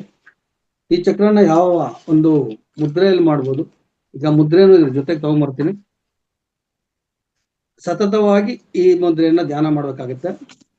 ಸಂಪೂರ್ಣವಾದ ವಿವರಣೆ ಇದೆ. ಈ ಮೂಲಾಧಾರ ಚಕ್ರನ ನಾವು ಈ ಗುದದ್ವಾರದ ಕೊನೆಯಲ್ಲಿ ನೋಡ್ತೀವಿ, ಈ ಬೆನ್ನಿನ ಕೊನೆಯ ಮೂಳೆಯ ಪಕ್ಕದಲ್ಲಿ. ಇದಕ್ಕೆ ಧ್ಯಾನ ಮಾಡ್ಬೇಕಾದ್ರೆ ನಾವು ಒಂದು ಲಂ ಅನ್ನೋ ಒಂದು ಬೀಜಾಕ್ಷರನ ಕೊಟ್ಟಿದ್ದಾರೆ. ಇದು ತ್ರಿಕೋನಾಕಾರದಲ್ಲಿರ್ತದೆ. ಈ ಚಕ್ರ ತ್ರಿಕೋನಾಕಾರದಲ್ಲಿರ್ತದೆ. ಇದನ್ನ ನಾವು ಧ್ಯಾನ ಮಾಡ್ಬೇಕಾದ್ರೆ ಲಂ ಅನ್ನೋ ಬೀಜಾಕ್ಷರವನ್ನ ಉಪಯೋಗಿಸ್ಕೋಬೇಕು. ಈ ಒಂದು ಚಕ್ರ 4 ಕಮಲದ ರೂಪದಲ್ಲಿರ್ತದೆ. 4 ದಳಗಳ ಕಮಲದ ರೂಪದಲ್ಲಿರ್ತದೆ. ಇದರ ಬಣ್ಣ ಕೆಂಪು. ಈ ಕೆಂಪು ಬಣ್ಣವನ್ನು ಹೊಂದಿರುವಂತಹ ಈ ಚಕ್ರ ಪೃಥ್ವಿ ತತ್ವದ ಆಧಾರವಾಗಿರುತ್ತದೆ. ಇದು ಪೃಥ್ವಿ ಮುದ್ರೆ ಎಂದು ಕರೆಯುತ್ತಾರೆ. ಧ್ಯಾನ ಮಾಡುವಾಗ ನಾವು ಇದನ್ನ ತುಂಬಾ ಗಮನವಿಟ್ಟು ಧ್ಯಾನ ಮಾಡಿದರೆ ನಮಗೆ ಪೂರ್ವ ಜನ್ಮದ ಒಂದು ನೆನಪಿನ ಶಕ್ತಿ ಇಲ್ಲಿ ನಮ್ಗೆ ಗೊತ್ತಾಗುತ್ತೆ. ಈ ಪೃಥ್ವಿ ತತ್ವದ ಮುದ್ರೆ ಆಗಿರುವಂತ ಈ ಮುದ್ರೆಯನ್ನ ನಾವು ಧ್ಯಾನ ಮಾಡ್ಬೇಕಾದ್ರೆ ಒಂದು ಮುದ್ರೆ ಅನ್ನ ಅಭ್ಯಾಸ ಮಾಡಬೇಕಾಗುತ್ತೆ. ಆ ಮುದ್ರೆ ಯಾವುದು? ಆ ಮುದ್ರೆ ಯಾವುದು ಅಂತ ಹೇಳಿದ್ರೆ ಪೃಥ್ವಿ ಮುದ್ರೆ. ಈ ನಮ್ಮ 5 ಬೆರಳುಗಳಿದೆ. ಈ 5 ಬೆರಳುಗಳಲ್ಲಿ ಉಂಗರದ ಬೆರಳು ನೆನಪಿಟ್ಕೊಳ್ಳಿ, ಉಂಗರದ ಬೆರಳು. ಈ ಉಂಗರದ ಬೆರಳನ್ನ ಹೆಬ್ಬೆರಳಿನ ತುದಿಗೆ ಟಚ್ ಮಾಡಿ ಈ ಮೇಲ್ಮುಖ ಮಾಡಿಕೊಂಡು ಮಿಕ್ಕ 3 ಬೆರಳನ್ನು ಯಾವುದೇ ರೀತಿಯಾದ ಬಿಗುವಿಲ್ಲದೆ ನೇರವಾಗಿ ಇಟ್ಕೊಂಡಿರ್ಬೇಕು. ನೇರವಾಗಿ ಇಟ್ಕೊಂಡು ಕೈನ ಮೇಲ್ಮುಖ ಮಾಡಿ ಇಟ್ಕೋಬೇಕು. 2 ಕೈಗಳನ್ನ ಈ ರೀತಿ ಮಾಡಿಕೊಂಡು ನಾವು ಸುಖಾಸನದಲ್ಲಾಗ್ಲಿ ಪದ್ಮಾಸನದಲ್ಲಾಗ್ಲಿ ಕೂತ್ಕೊಂಡು ಇಲ್ಲಿ ಕಣ್ಣು ಮುಚ್ಚಿ ನಮ್ಮ ಗಮನವನ್ನ ಮೂಲಾಧಾರ ಚಕ್ರದಲ್ಲಿ ಇಟ್ಕೊಂಡು, ಅಂದ್ರೆ ನಮ್ಮ ಮಲದ್ವಾರದ ಗಮನವಿಟ್ಕೊಂಡು ಸಂಪೂರ್ಣವಾಗಿ ಲಂ ಅನ್ನೋ ಬೀಜಾಕ್ಷರನ ಉಚ್ಚಾರಣೆ ಮಾಡಬೇಕು. ಈ ಲಂ ಅನ್ನೋ ಬೀಜಾಕ್ಷರ ಉಚ್ಚಾರಣೆ ಮಾಡೋದ್ರಿಂದ ಈ ಅಗ್ನಿತತ್ವವಾದ ಪ್ರತ್ಯೇಕವಾದ ಹೆಬ್ಬೆರಳು ಮತ್ತು ಈ ವಿದ್ಯುತ್ತೀಕರಣದ ಈ ಅಂದ್ರೆ ಉಂಗರದ ಬೆರಳು, ಈ ಉಂಗರದ ಬೆರಳು ವಿದ್ಯುತ್ ಅಯಸ್ಕಾಂತವಾದ ಶಕ್ತಿಯನ್ನು ಹೊರಚೆಲ್ಲುತ್ತದೆ. ಇದರಿಂದ ನಮ್ಮ ದೇಹ ಸಮತೋಲನವನ್ನು ಕಾಯ್ದುಕೊಳ್ಳುತ್ತದೆ. ನಮ್ಮ ದೇಹ ಸಮತೋಲನವನ್ನು ಕಾಯ್ದುಕೊಳ್ಳುತ್ತದೆ ಮತ್ತು ಶರೀರ ದೌರ್ಬಲ್ಯವನ್ನು ನಿವಾರಿಸಿಕೊಳ್ಳುತ್ತದೆ. ಮತ್ತೆ ನಮ್ಮಲ್ಲಿರುವಂತ ಕಲ್ಮಶಗಳೆಲ್ಲವನ್ನೂ ಹೊರದೂಡುತ್ತದೆ. ನಮ್ಮಲ್ಲಿರುವ ಕಲ್ಮಶಗಳೆಲ್ಲ ಹೊರಕ್ಕೆ ಬಂದ್ಮೇಲೆ ನಮ್ಮ ದೇಹ ಅತಿ ಉಲ್ಲಾಸಮಯವಾಗಿರುತ್ತದೆ. ಇದನ್ನ ಗಮನಿಸ್ಕೊಳ್ಳಿ. ದೇಹ ಉಲ್ಲಾಸಮಯವಾಗಿರ್ಬೇಕಾದ್ರೆ ನಮ್ಮಲ್ಲಿರುವ ಕಲ್ಮಶಗಳೆಲ್ಲ ಆಚೆ ಹೋಗ್ಬೇಕು. ಆಚೆ ಹೋದಾಗ ನಮ್ಮ ದೇಹ ಉಲ್ಲಾಸವಾಗಿರ್ತದೆ. ಜೊತೆಗೆ ಈ ಒಂದು ಚಕ್ರವನ್ನು ನಾವು ಹೆಚ್ಚಾಗಿ ಧ್ಯಾನಿಸೋದ್ರಿಂದ ನಮ್ಮ ಇಂದಿನ ಜನ್ಮದ ಪಾಪಕರ್ಮಗಳು ಸ್ವಲ್ಪ ಸ್ವಲ್ಪ ಮಟ್ಟಿಗೆ ನಮ್ಗೆ ಅರಿವಿಗೆ ಬರ್ತದೆ. ಇದಾದ್ಮೇಲೆ ಮುಂದಿನದು ಸ್ವಾದಿಷ್ಠಾನ ಚಕ್ರ. ಈ ಸ್ವಾದಿಷ್ಠಾನ ಚಕ್ರ ಇದು ಜಲತತ್ವ ಚಕ್ರ. ಇದು ಜಲತತ್ವ ಚಕ್ರ ಆಗಿರೋದ್ರಿಂದ ಇದರ ಗುಣ ಹೆಂಗಿರ್ತದೆ ಅಂದ್ರೆ ಹರಿಯೋ ನೀರ್ ತರ ಕೋಮಲತೆಯಿಂದ ಕೂಡಿರ್ತದೆ. ಇದರ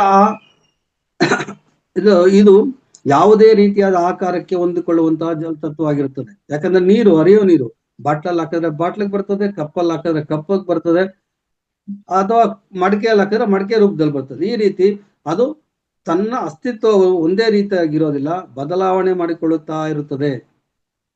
ಇದು ನಮ್ಮ ಈ ಚಕ್ರವು ಜನನೇಂದ್ರಿಯದ ಹಿಂದಿರುವ ಬೆನ್ನು ಮೂಳೆಯ ಕೊನೆಯ ಭಾಗದಲ್ಲಿ ಇರ್ತದೆ. ಗಮನಿಸಿ, ಬೆನ್ನು ಮೂಳೆಯ ಮುಂದುಗಡೆ ಜನನೇಂದ್ರಿಯ ಹಿಂದುಗಡೆ ಕೊನೆಯ ಭಾಗದಲ್ಲಿ ಈ ಒಂದು ಚಕ್ರ ಇರ್ತದೆ. ಈ ಚಕ್ರವನ್ನು ನಾವು ಧ್ಯಾನಿಸಬೇಕಾದ್ರೆ ಅದಕ್ಕೊಂದು ಮುದ್ರೆ ಇದೆ, ಅದನ್ನ ವರ್ಣ ಮುದ್ರೆ ಅಂತ ಕರಿತೀವಿ. ಈ ಚಕ್ರವನ್ನು ಧ್ಯಾನಿಸಬೇಕಾದ್ರೆ ಅದಕ್ಕೊಂದು ಮುದ್ರೆ ಕೊಟ್ಟಿದ್ದಾರೆ. ಆ ಧ್ಯಾನ ಮಾಡ್ಬೇಕಾದ್ರೆ ವರ್ಣ ಮುದ್ರೆಯಿಂದ ಧ್ಯಾನ ಮಾಡ್ತೀವಿ. ಈ ಸ್ವಾದಿಷ್ಠಾನ ಚಕ್ರ ತುಂಬಾ ಪ್ರಮುಖವಾದದ್ದು. ಇದು ಶ್ವೇತವರ್ಣದಲ್ಲಿ ಇದ್ರೂ ಇದರ ಬಣ್ಣ ಕಿತ್ತಳೆಯ ಆಕಾರದಲ್ಲಿರ್ತದೆ, ಕಿತ್ತಳೆ ಬಣ್ಣವಾಗಿರ್ತದೆ. ಇದು 6 ದಳಗಳ ಕಮಲದಿಂದ ಸುತ್ತುವರಿಯಲ್ಪಡುತ್ತದೆ. ಇದು ನಾವು ಗಮನಿಸಬೇಕಾದ್ರೆ 6 ದಳಗಳ ಕಮಲಗಳ ರೂಪದಲ್ಲಿರ್ತದೆ. ಈ ಕಮಲಗಳನ್ನು ಬಣ್ಣ ಕಿತ್ತಳೆ ಬಣ್ಣವಾಗಿರ್ತದೆ. ಇದು ಸ್ವಾದಿಷ್ಠಾನ ಚಕ್ರವನ್ನು ನಾವು ಮುದ್ರಾ ರೂಪದಲ್ಲಿ ಜ್ಞಾನಿಸಬೇಕಾದ್ರೆ ಇದಕ್ಕೆ ಒಂದು ಬೀಜಾಕ್ಷರ ಕೊಟ್ಟಿದ್ದಾರೆ, ಒಂ ಅನ್ನೋ ಬೀಜಾಕ್ಷರ. ಗಮನ ಇಟ್ಕೊಳ್ಳಿ, ಒಂ ಅನ್ನೋ ಬೀಜಾಕ್ಷರ ಕೊಟ್ಟಿದ್ದಾರೆ. ಈ ಒಂ ಅನ್ನೋ ಬೀಜಾಕ್ಷರನ ನಾವು ಜಪ ಮಾಡ್ಬೇಕಾದ್ರೆ ಅಂದ್ರೆ ಧ್ಯಾನ ಮಾಡ್ಬೇಕಾದ್ರೆ ಯಾವ ರೀತಿ ಮುದ್ರವನ್ನು ಇಟ್ಕೋಬೇಕು ಅಂತ ಹೇಳಿದ್ರೆ ಗಮನಿಸಿ ಇಲ್ಲಿ. ಯಾಕಂದ್ರೆ ಈ ಅಗ್ನಿ ತತ್ವವಾದ ಹೆಬ್ಬೆಟ್ಟನ್ನು, ಮತ್ತೆ ಹೇಳ್ತಾ ಇದೀನಿ, ಅಗ್ನಿ ತತ್ವವಾದ ಹೆಬ್ಬೆಟ್ಟನ್ನು ಜಲತತ್ವವಾದ ಕಿರುಬೆರಳಿನೊಂದಿಗೆ ಸೇರಿಸಬೇಕು. ಜಲತತ್ವವಾದ ಕಿರುಬೆರಳನ್ನು ಸೇರಿಸಬೇಕು. ಉಳಿದ 3 ಬೆರಳುಗಳನ್ನು ಯಾವುದೇ ರೀತಿಯಾದ ಬಿಗಿ ಇಲ್ಲದೆ ನೇರವಾಗಿ ಮೇಲ್ಮುಖ ಮಾಡಿ ನಾವು ಅದೇ ಆಸನದಲ್ಲಿ ಕೂತ್ಕೊಂಡು ಜಪ ಮಾಡಿದ್ರೆ, ಓಂ ಅನ್ನೋ ಬೀಜಾಕ್ಷರದಿಂದ ಜಪ ಮಾಡಬೇಕು. ಈ ಓಂ ಅಂತ ನನಗೆ ಸಮಯ ಆದಿದೆ, ಇವಾಗಲೇ ನಾನು ಅದನ್ನ ನಿಮ್ಗೆ ಹೇಳ್ತದೆ ಯಾವ ರೀತಿ ಜಪ ಮಾಡ್ಬೇಕು ಅಂತ. ಇದನ್ನ ನಾನು ಮೇಲೆ ಕ್ಲಾಸಲ್ಲಿ ಇರ್ತೀನಿ, ಈಗ ಬರೀ ವಿವರಣೆ ಮಾತ್ರ ಕೊಡ್ತೀನಿ. ಈಗ ಓಂ ಅನ್ನೋ ಬೀಜಾಕ್ಷರನ ನಾವು ಜಪ ಮಾಡ್ಬೇಕಾಗತ್ತೆ.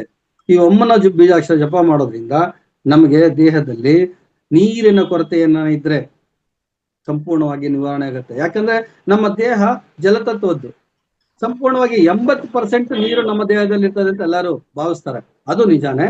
ಅಂತ ನೀರ್ ತತ್ವ ಇರುವಂತದನ್ನ ನೀರು ಕಮ್ಮಿ ಆದಾಗ ಈ ಜಲತತ್ವ ಇದೊಂದು ಮುದ್ರೆ ಮಾಡಿದಾಗ ನಮಗೆ ನೀರಿನ ಕೊರತೆ ಕಮ್ಮಿ ಆಗುತ್ತೆ. ಮತ್ತೆ ಈ ಮುದ್ರೆನ ಸಾಧನೆ ಮಾಡೋದ್ರಿಂದ ಬ್ರಹ್ಮಚರ್ಯವನ್ನು ಕೂಡ ನಾವು ಪಾಲನೆ ಮಾಡಬಹುದು. ಇದು ಅವಶ್ಯಕವಾದಂತ ಮುದ್ರೆ. ನಮ್ಮ ದೇಹಕ್ಕೆ ಹೆಚ್ಚು ನೀರಿನ ಅವಶ್ಯಕತೆಯನ್ನು ಪೂರೈಸುವಂತ ಚಕ್ರ ಈ ಒಂದು ಸ್ವಾದಿಷ್ಠಾನ ಚಕ್ರ. ಈ ಸ್ವಾದಿಷ್ಠಾನ ಚಕ್ರದಿಂದ ಸ್ವಲ್ಪ ಮೇಲಕ್ಕೆ ಬಂದರೆ ನಮಗೆ ದೊರೆಯುವುದು ತುಂಬಾ ಉಪಯುಕ್ತವಾದ ಒಂದು ಚಕ್ರ, ಮಣಿಪುರ ಚಕ್ರ.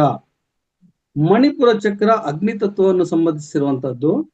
ಈ ಮಣಿಪುರ ಚಕ್ರ ವ್ಯಕ್ತಿಯ ನಾಭಿ ಕೇಂದ್ರದ ಬಳಿ ಮೇರುದಂಡದಲ್ಲಿ ಅಂದ್ರೆ ಬೆನ್ನು ಮೂಳೆಯಿಂದ ಮುಂದಕ್ಕೆ ನಾಭಿ ಕೇಂದ್ರದ ಬಳಿ ಇರುವಂತ ಚಕ್ರ ಇದು ಅಗ್ನಿ ತತ್ವಕ್ಕೆ ಪ್ರಧಾನವಾಗಿರುತ್ತದೆ.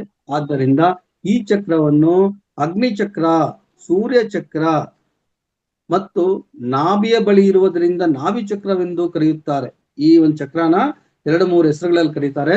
ಯಾವ್ದಾದ್ರು ಅಗ್ನಿ ಚಕ್ರ, ಸೂರ್ಯ ಚಕ್ರ, ನಾಭಿ ಚಕ್ರ, ಈ ರೀತಿಯಾದ ಹೆಸರುಗಳಿಂದ ಕರೀತಾರೆ. ಆದ್ರೆ ಇದಕ್ಕೆ ನಾವು ಕರೆಯುವಂಥದ್ದು ಮಣಿಪುರ ಚಕ್ರ ಅಂತ ನಾವು ಮಾಮೂಲಿಯಾಗಿ ಕರಿತೀವಿ. ಇದು ನಮ್ಮ ದೇಹನ ಶುದ್ಧಿ ಮಾಡ್ತದೆ. ಈ ಒಂದು ಚಕ್ರ ನಮ್ಮ ದೇಹನ ಶುದ್ಧಿ ಮಾಡುವಂತ ಚಕ್ರ. ಯಾಕಂದ್ರೆ ಇದು ಅಗ್ನಿ ತತ್ವ, ಅಗ್ನಿಗೆ ಯಾವುದೇ ಬಂದ್ರು ಅದನ್ನು ಶುದ್ಧಿ ಮಾಡೋದು ಅದರ ಒಂದು ಕರ್ತವ್ಯ.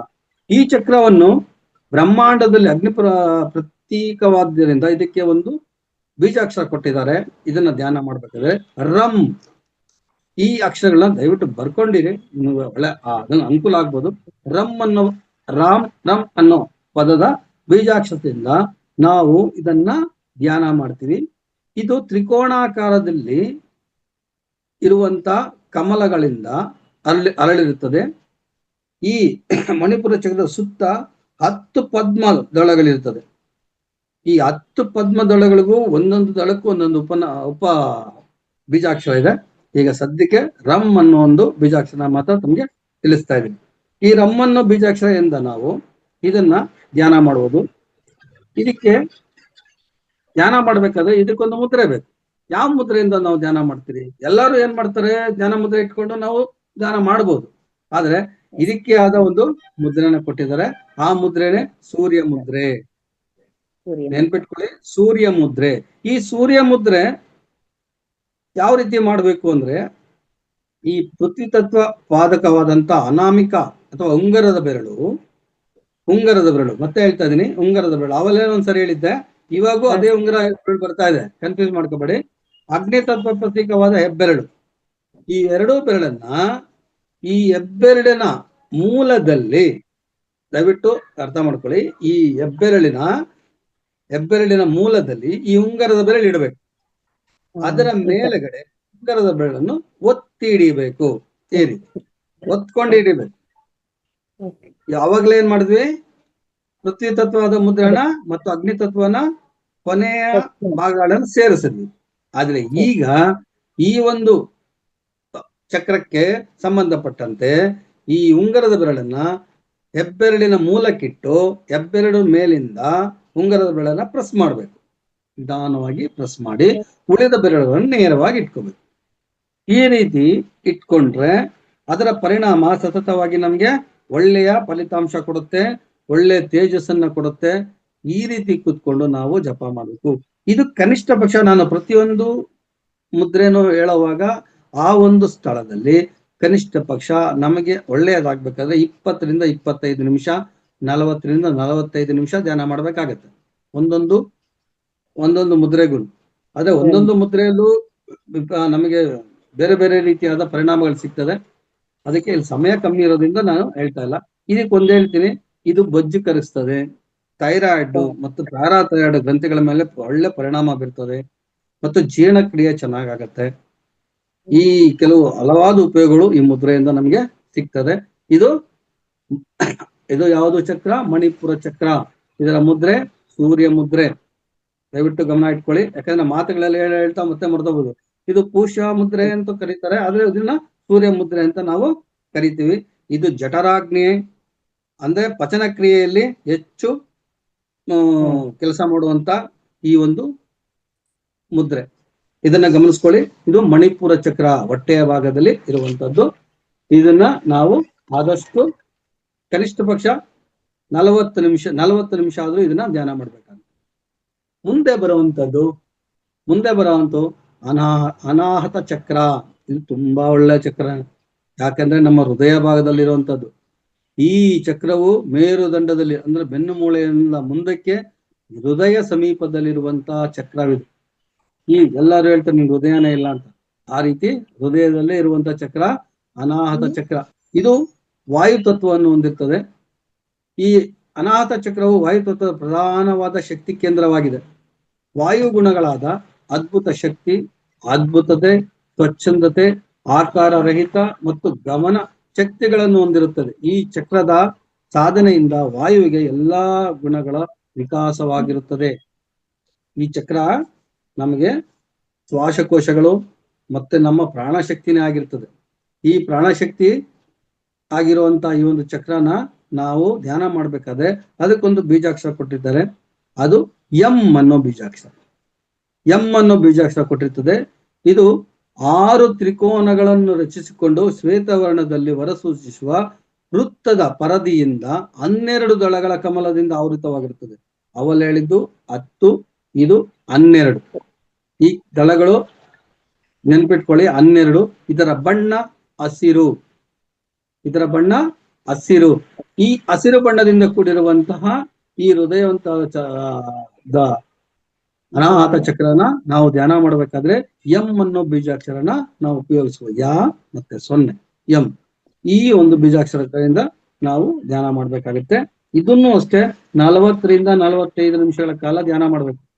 ಈ ಅನಾಹತ ಚಕ್ರವನ್ನು ಧ್ಯಾನ ಮಾಡ್ಬೇಕಾದ್ರೆ ನಮ್ಗೊಂದು ಮುದ್ರೆ ಕೊಟ್ಟಿದ್ದಾರೆ. ಇದು ಅಪಾನ ವಾಯು ಮುದ್ರೆ.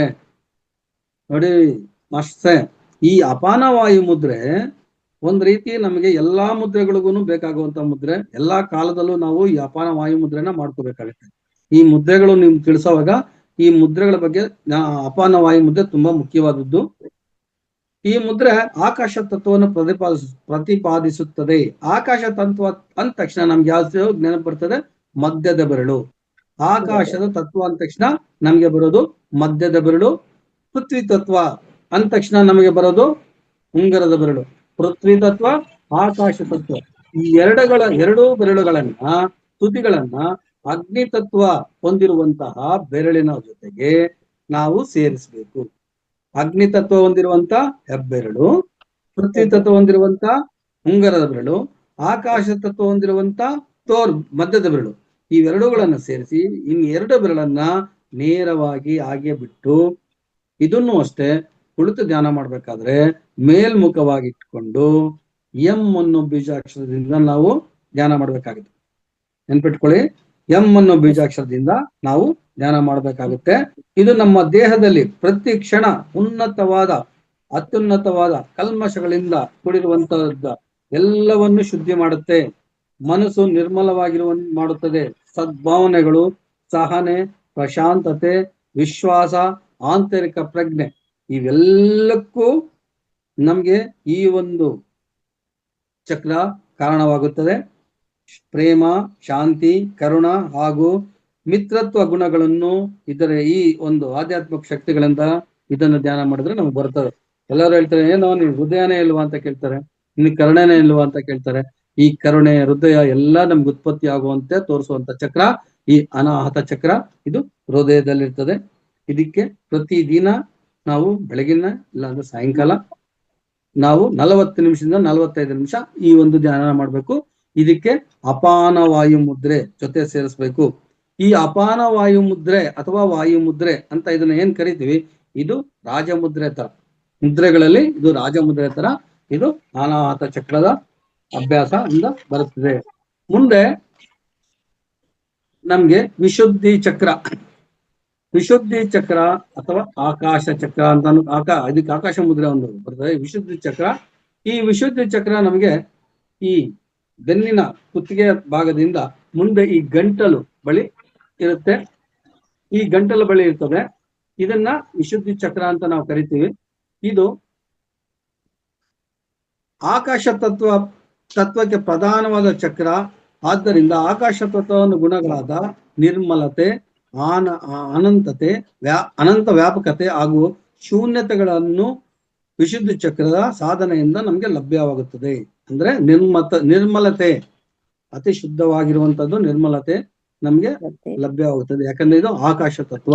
ಈ ಆಕಾಶ ತತ್ವವನ್ನು ಯಾವ ರೀತಿ ನಾವು ಯಾವ ಒಂದು ಬೀಜಾಕ್ಷರದಿಂದ ನಾವು ಹೇಳ್ಬೇಕಂದ್ರೆ ಹಂ, ಹ, 0 ಹಂ ಅನ್ನೋ ಬೀಜಾಕ್ಷರದಿಂದ ನಾವು ಜಪ ಮಾಡ್ಬೇಕಾಗುತ್ತೆ. ಇದು ಅಷ್ಟೇ ತ್ರಿಕೋನ ಆಕಾರದಲ್ಲಿದ್ದು 16 ದಳಗಳನ್ನು ಹೊಂದಿರುತ್ತದೆ.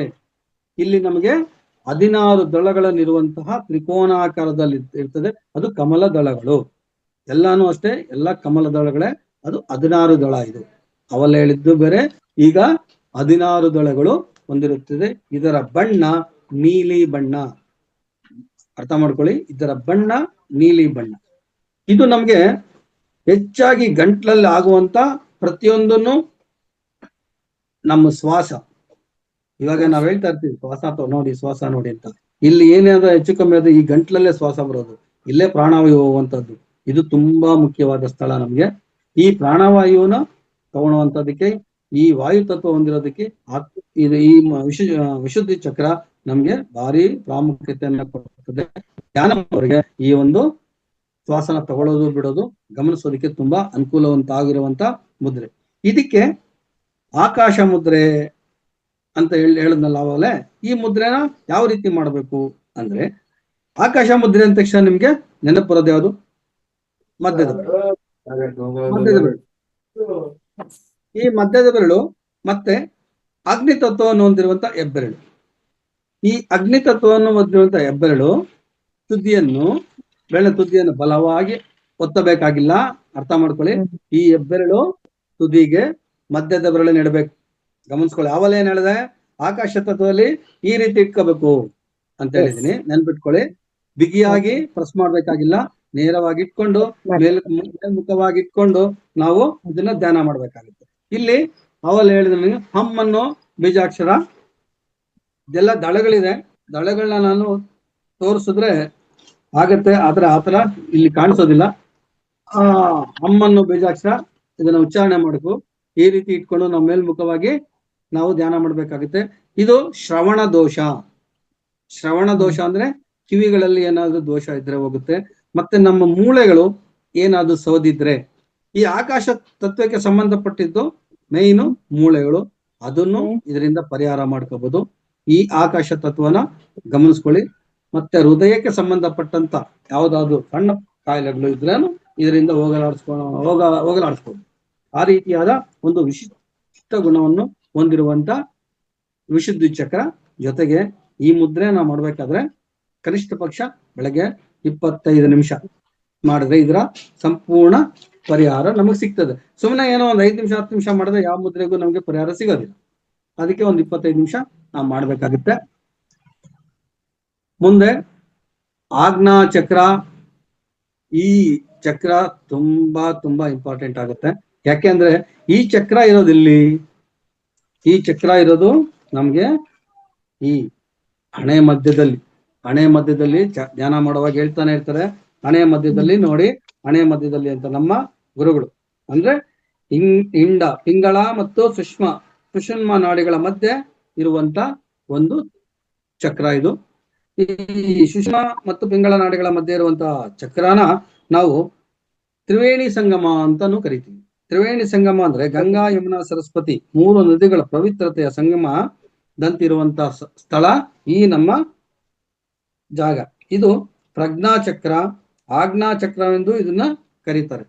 ಈ ಚಕ್ರದಲ್ಲಿ ನಾವು ಗಮನ ಇಟ್ಟು ಏನಾದ್ರೂ ಧ್ಯಾನ ಮಾಡಿದ್ದೇ ಆದ್ರೆ ನಮಗೆ 100ಕ್ಕೆ 100ರಷ್ಟು ಫಲಿತಾಂಶ ಸಿಗುತ್ತೆ. ನಾವು ಹೇಳಿದ್ದು 100ಕ್ಕೆ 100ರಷ್ಟು ಅದರ ಫಲ ನಮಗೆ ದೊರೆಯುತ್ತೆ. ಗಮನ ಇಟ್ಕೊಳ್ಳಿ. ಈ ಒಂದು ವಿವೇಕ ಶಕ್ತಿ ಹೊಂದಿರುವಂತಹ ಚಕ್ರ ಇದು. ಪ್ರಾಣ ಮುದ್ರಾ ಉಪಯುಕ್ತವಾದಂಥದ್ದು. ಇಲ್ಲಿ ನಾವು ಬೀಜಾಕ್ಷರ ಯಾವುದು ಅಂತ ಕೇಳಿದ್ರೆ ಓಂ. ಈ ಓಂ ಅನ್ನೋ ಬೀಜಾಕ್ಷರದಿಂದ ನಾವು ಇದನ್ನ ಧ್ಯಾನ ಮಾಡ್ತೀರಿ.